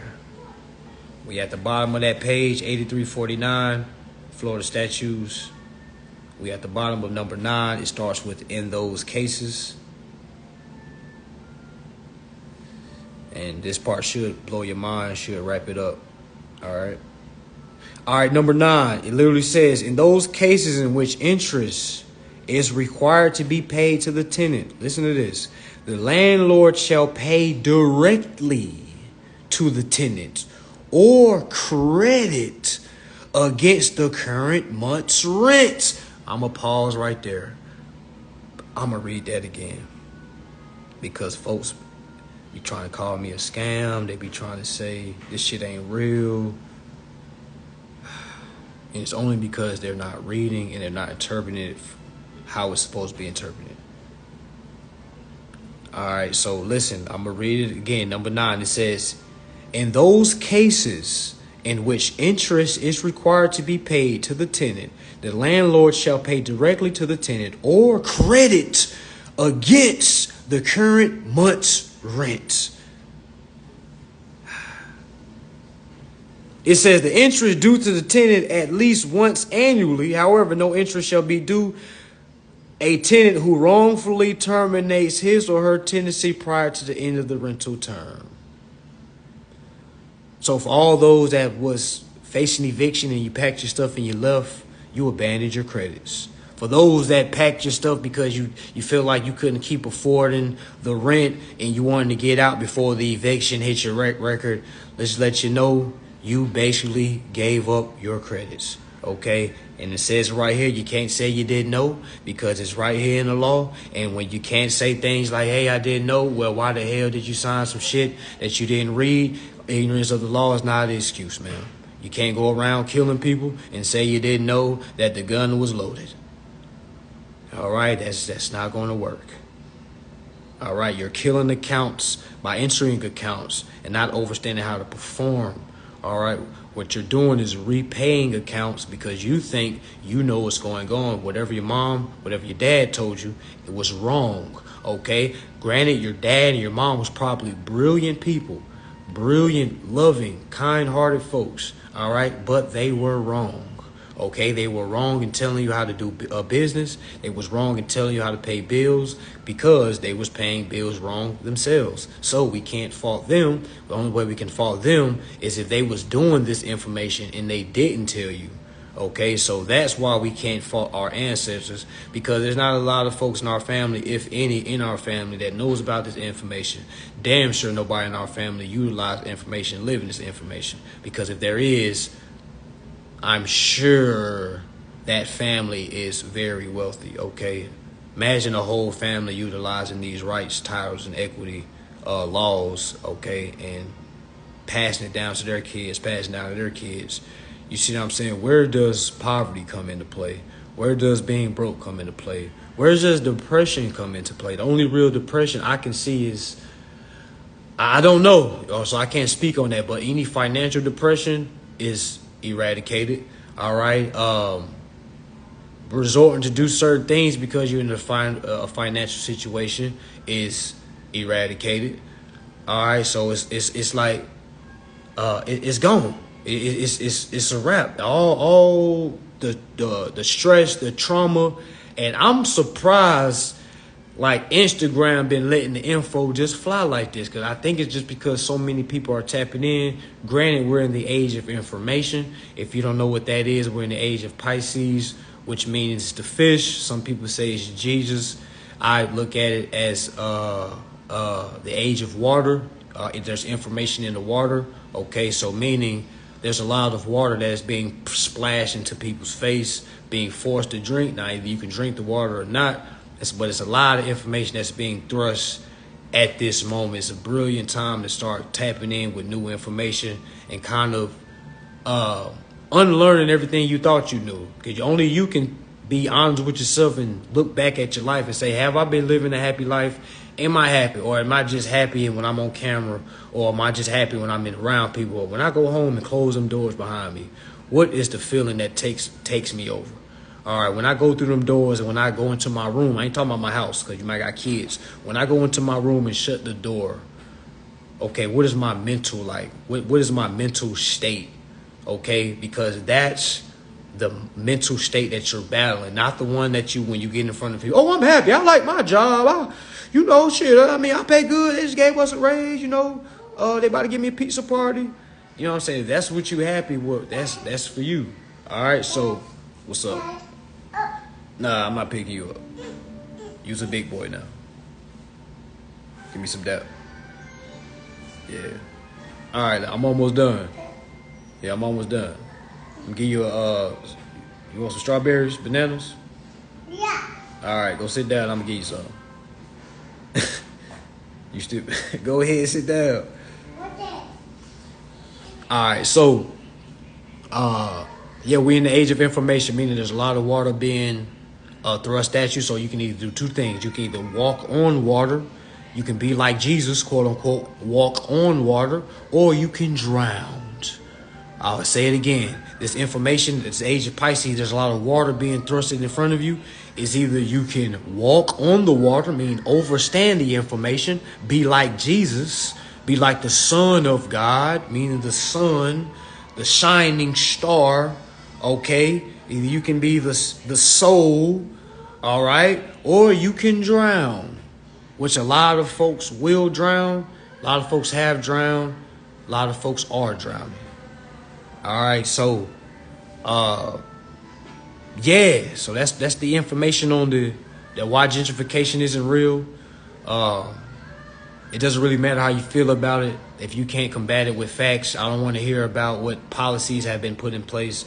If it's not law, all right, it's not real. You know what I'm saying? Then the person that felt deceptive to gentrification, I will ask them a series of questions. I will ask them, hey, did you read your contract? I'm sure they're gonna tell me no. I'm gonna say, well, hey, did you transfer the credits?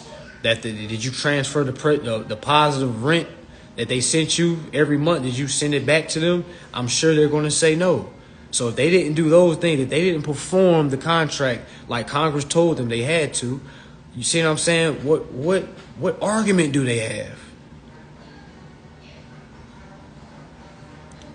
Okay, like what?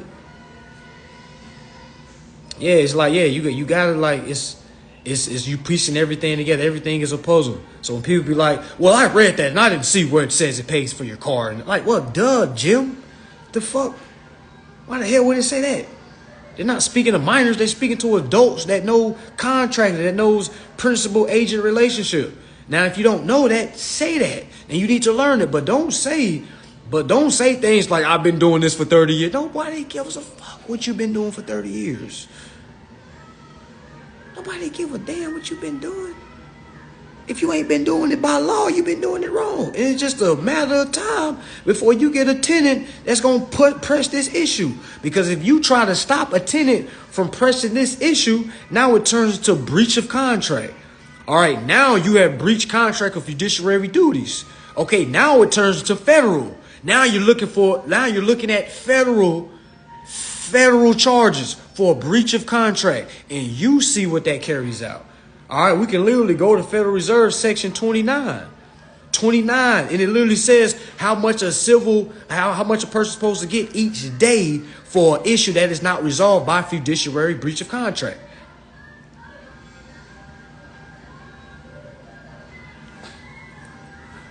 So, do with that information as you will. Okay, do with that information as you will. You can argue it all day, or you can go read this stuff for yourself. All right. Tier 1 of Federal Reserve Section 29. Tier 1 is what, $5,000 a day. Tier 2 is it's $10,000 a day, and no, $25,000 a day. I think Tier 3 is $50,000. Then when you get to your D, meaning your folks that are basically continuing to do it, it's $1 million a day. Okay, so if you're a landlord and you're trying to say, no, I ain't letting none of my tenants do none of that. All right, okay, let one of them come talk to me. All right, let one of them come talk to me. And you need to come talk to me too. All right, because you need to know what to do with them applications that you probably done threw away. You threw away the money. So you can't get mad at them tenants for start operating in their rights. You can't get mad at them because you didn't know what to do with the application. All right, you were supposed to get money for the application. But instead, you're waiting for your tenants to pay you. And then you're getting mad when they don't, when the whole account is already paid for. If you did business the way it's supposed to be done.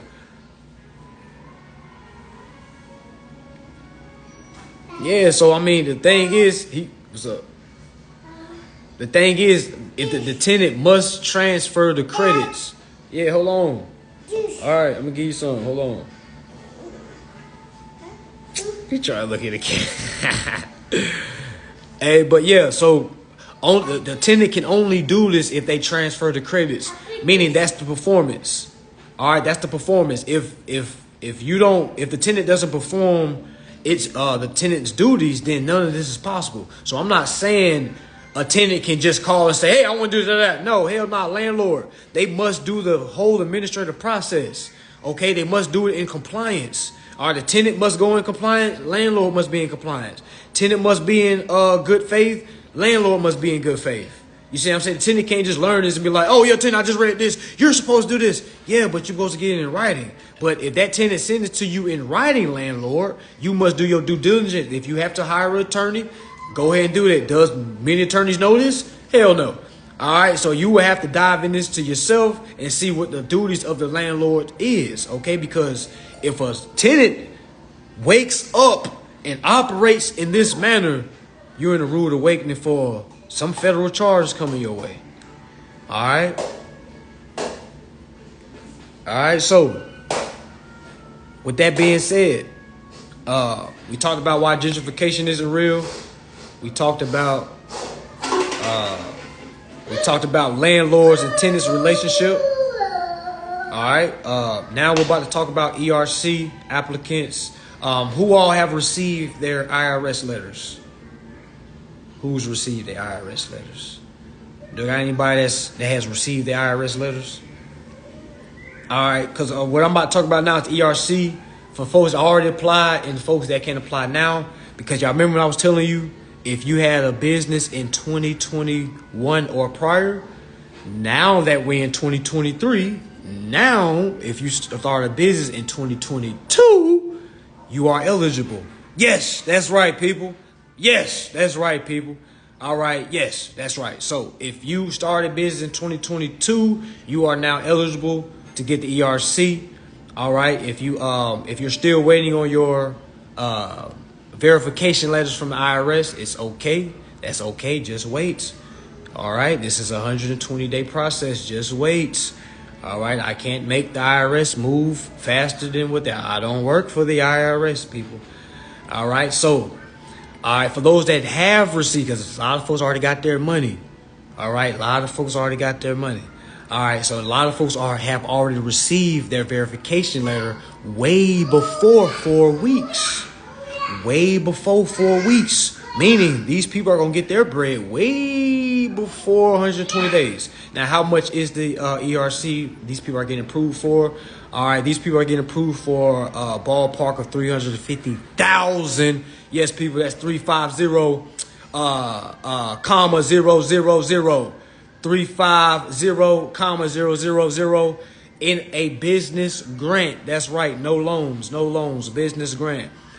Business grant, no loans. There are some folks that have done multiple business, meaning if you had multiple business, you can do it multiple times. Now, this is what weeds the people out. All right, so these are my requirements. This is what I need from you. All right, I need you to have an EIN from 2020 or 2022 or prior. I need you to have 3 bands up front. Yes, 3,000 up front. No layaway, no payment plans, none of that. Oh, how about I just give you more on the back end? None of that. Just 3,000 up front. 3,000. If you don't have it, it's okay. We can't do business, but it's fine. All right. 3,000 for me to do your application, get you approved for 350K. All right. All I need from you is your EIN, that 3,000 up front. And I charge 25% on the back end. Yes, so you go ahead and do the math for yourself, because I know there's some pocket watchers out there. You can pocket watch all you want to. All right, but yes, 3,000 up front, 25% on the back end. So if you get approved for, let's say 350,000, let's say you get approved for 400,000. I think our highest one was 500,000. I believe it was 500,000. But so it's 25%. On the back end, 3 bands up front. I don't care. I don't care how you feel about it. I don't care if you got it. I don't care if you don't got it. It really doesn't matter to me. If you're ready to do business, let's do business. I don't want to hear a whole bunch of sob stories. I don't want to hear, hey, I got folks that they just don't want to do 3,000. I don't want to hear it. This is for the ballers only. Okay, this is for the big ballers only. Okay, like straight up. All right, I'ma help you get that application approved if you can read through the lines, okay? I'm going to help you.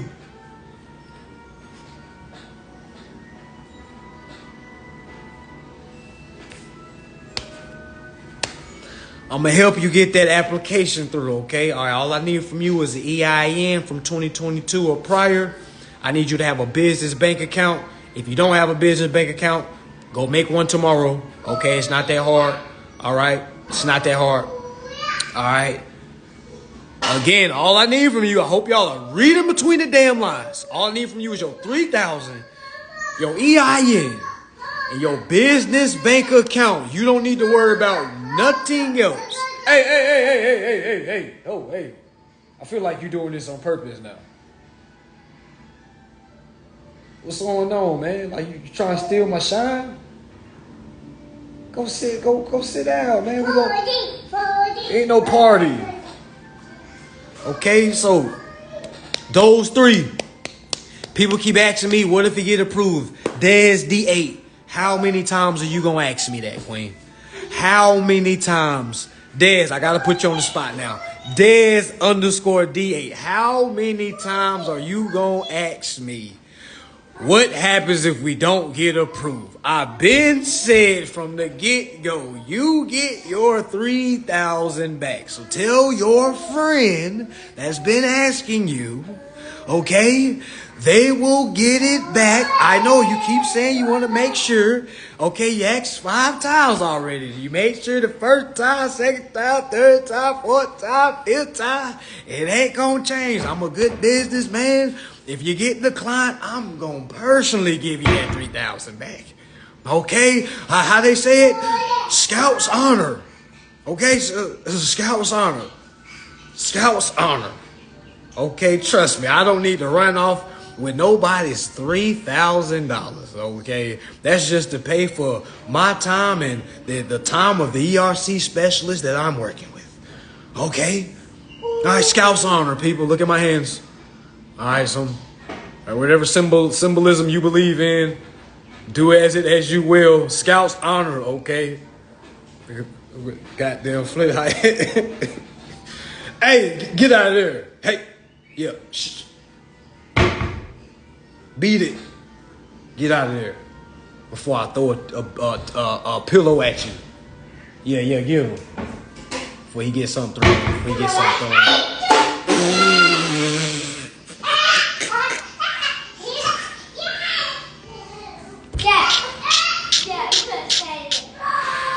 I didn't know he was gonna do that. My bad. You okay? Are you laughing because he threw a cup at me? Yeah, I didn't know he was gonna do that. Hey. Okay, we about to wrap this up. Alright, we about to wrap this up. Alright, so look, so we want to wrap this up. So that's the ERC. The ERC, y'all. If you got the 2022, hey Leia, shut that door. Go in there with him. Shut the door. I'm almost done. Give me like 10 minutes, then I'll play with you. He might not want to go in there. Just stay in there with him.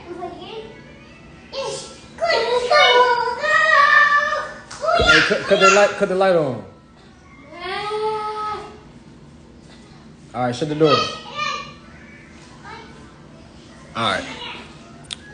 All right, so yeah, it's going down, y'all. ERC. All right, ERC. So that's what it is. All I need is $3,000 up front. All right, if you don't get approved, we haven't had anybody that decline. No one. Haven't had one decline. We done pushed. I ain't gonna tell you how many we gonna push it, but y'all, it's going down, y'all. It's going down. It's going down, y'all. So, if that's what you're ready for, okay, go ahead and DM me for that. If people been getting their funds, Queen. People been getting their funds. All right, we're talking about the ERC. If y'all look up when the ERC was, how long the ERC been going on. All right, so EIN, your 3K, you need a business bank account. If you don't have one, you need to open one up for that business. All right, because they need to have somewhere where the money is going, okay? Nope. _E_city. Nope. Now, but like again, remember, this the only thing you need. Remove everything else. We got to read between the lines. Remove everything else. The only thing you need is your EIN from your business from 2022 and prior, your $3,000 to start, and a business bank account. I'm going to handle everything else. Okay? I'm going to handle everything else. Maybe y'all can read between the lines because we going to get that application where it needs to be. Okay? We reloaded. Okay, but yeah, if you get declined, I'm giving you $3,000 back. Like it's $3,000, people. I definitely wouldn't be showing my face, and you see what I'm saying? Like, I'm not scared to show my face. I'm not scared to. I'm a good businessman. All right. Yes, I'm saving this live. I'm about to go play with them until they fall asleep. But yeah, so anybody that's interested in any courses, my beginner course, meaning through all the acts, where I'm breaking down all the acts, my beginner course is 6 hours long. Okay, it is $250. Okay, Cash App ready. Just let me know if you're ready for that. All right, it's lifetime use, no expiration date. All right. Another thing, if you're ready for the advanced course, meaning if you already have my beginner course, and if you have went through thoroughly, you have did some research, and you're ready to get the advanced course. The advanced course is meant when you're ready to execute. The advanced course basically tells you how to fill out your documents, how to instruct, or what to put on your instructions, how to instruct, basically how to carry yourself, how to execute. Okay, that's what the advanced course is for. That advanced course is $500. Okay, Cash App ready. All right, so in that advanced course, all right, also brings a lot of things from the beginner course, so you can learn from the beginner course and translate all that information to the advanced course. The advanced course, you need to understand it, watch it multiple times before you send anything in, learn what's going on. Okay, don't just watch the video, don't just watch the live. Watch the video. You need to go outside of that and actually go study the info that's inside of the video. Okay, because you can't get remedy just off my perception of things. Okay, you got to build your own perception, your own understanding. All right, so after you get that advanced course, you should be ready to know how to execute. All right, because you must build your case first before you can go straight to suing. A lot of folks are trying to figure, well, how do I sue? You got to build the case first. All right, especially if you want them to overstand, like, oh, damn, they know how to execute. Because most people don't know how to build cases. Most people are just trying to start claims and they're losing. All right, so it's best to build, keep paying how you're paying. Okay, build leverage with your info. You don't build leverage with credit scores. You build leverage with info. All right, and if that means you got to buy yourself some time, you keep paying. You keep paying that monthly bill. You know you're not supposed to pay it. You know you're going to get that money back. All right, I know we didn't go over it, but 15 USC 1615 states if any consumer prepays in full, we understand that when we prepay in full, when we give them our application, it says if any consumer prepays in full, any dollar amount over $1, then that company needs to refund need to be a prompt refund to the consumer. Go read 15 USC 1615 if you don't believe me, okay? Literally tells you what they do in all consumer loans, all right? If you prepay anything over $1, and we know folks are in contracts and accounts that are way over $1, all right, you are due a refund. But you can't do that until you perform your duties what's inside the contract. First, correct the account, set it off, all right, and then you go claim what you have paid out of your pocket. You can't do one before the other. All right, a lot of people is trying to do that, and you're falling on your face. Now you're getting frustrated and saying that this consumer law doesn't work, okay, which is blasphemy. And if we was back in the days, and if I ran the city, I'd lynch anybody that said consumer law wasn't real. Anybody that said contract law wasn't real, anybody that said equity law, trust law wasn't real, we would say, which? Man, we would have them, I'm going to say my words lightly because we don't want to promote nothing, no violence, stuff like that. But we would have them somehow, you know what I'm saying? You know what I'm saying? We yelling out which. Because ain't no way you deterring people from their rights when you don't even read for yourself. And you got people out here saying stuff like, I paid $500. I done paid $500. I ain't getting nothing. These guys just charging high and giving us nothing. Just giving us a bunch of acts and giving us a whole bunch of laws. I'm like, golly, what else you want them to give you? Did you know about these acts and laws before you tapped in? I didn't think so. All right, so you got to pay a person for their time for even introduce you for some new info. All right, so that's what it is, y'all. We out. Make sure y'all tap in. Yeah, as you can see, it's time to go. Hey, come on, bring him out. Hey, okay.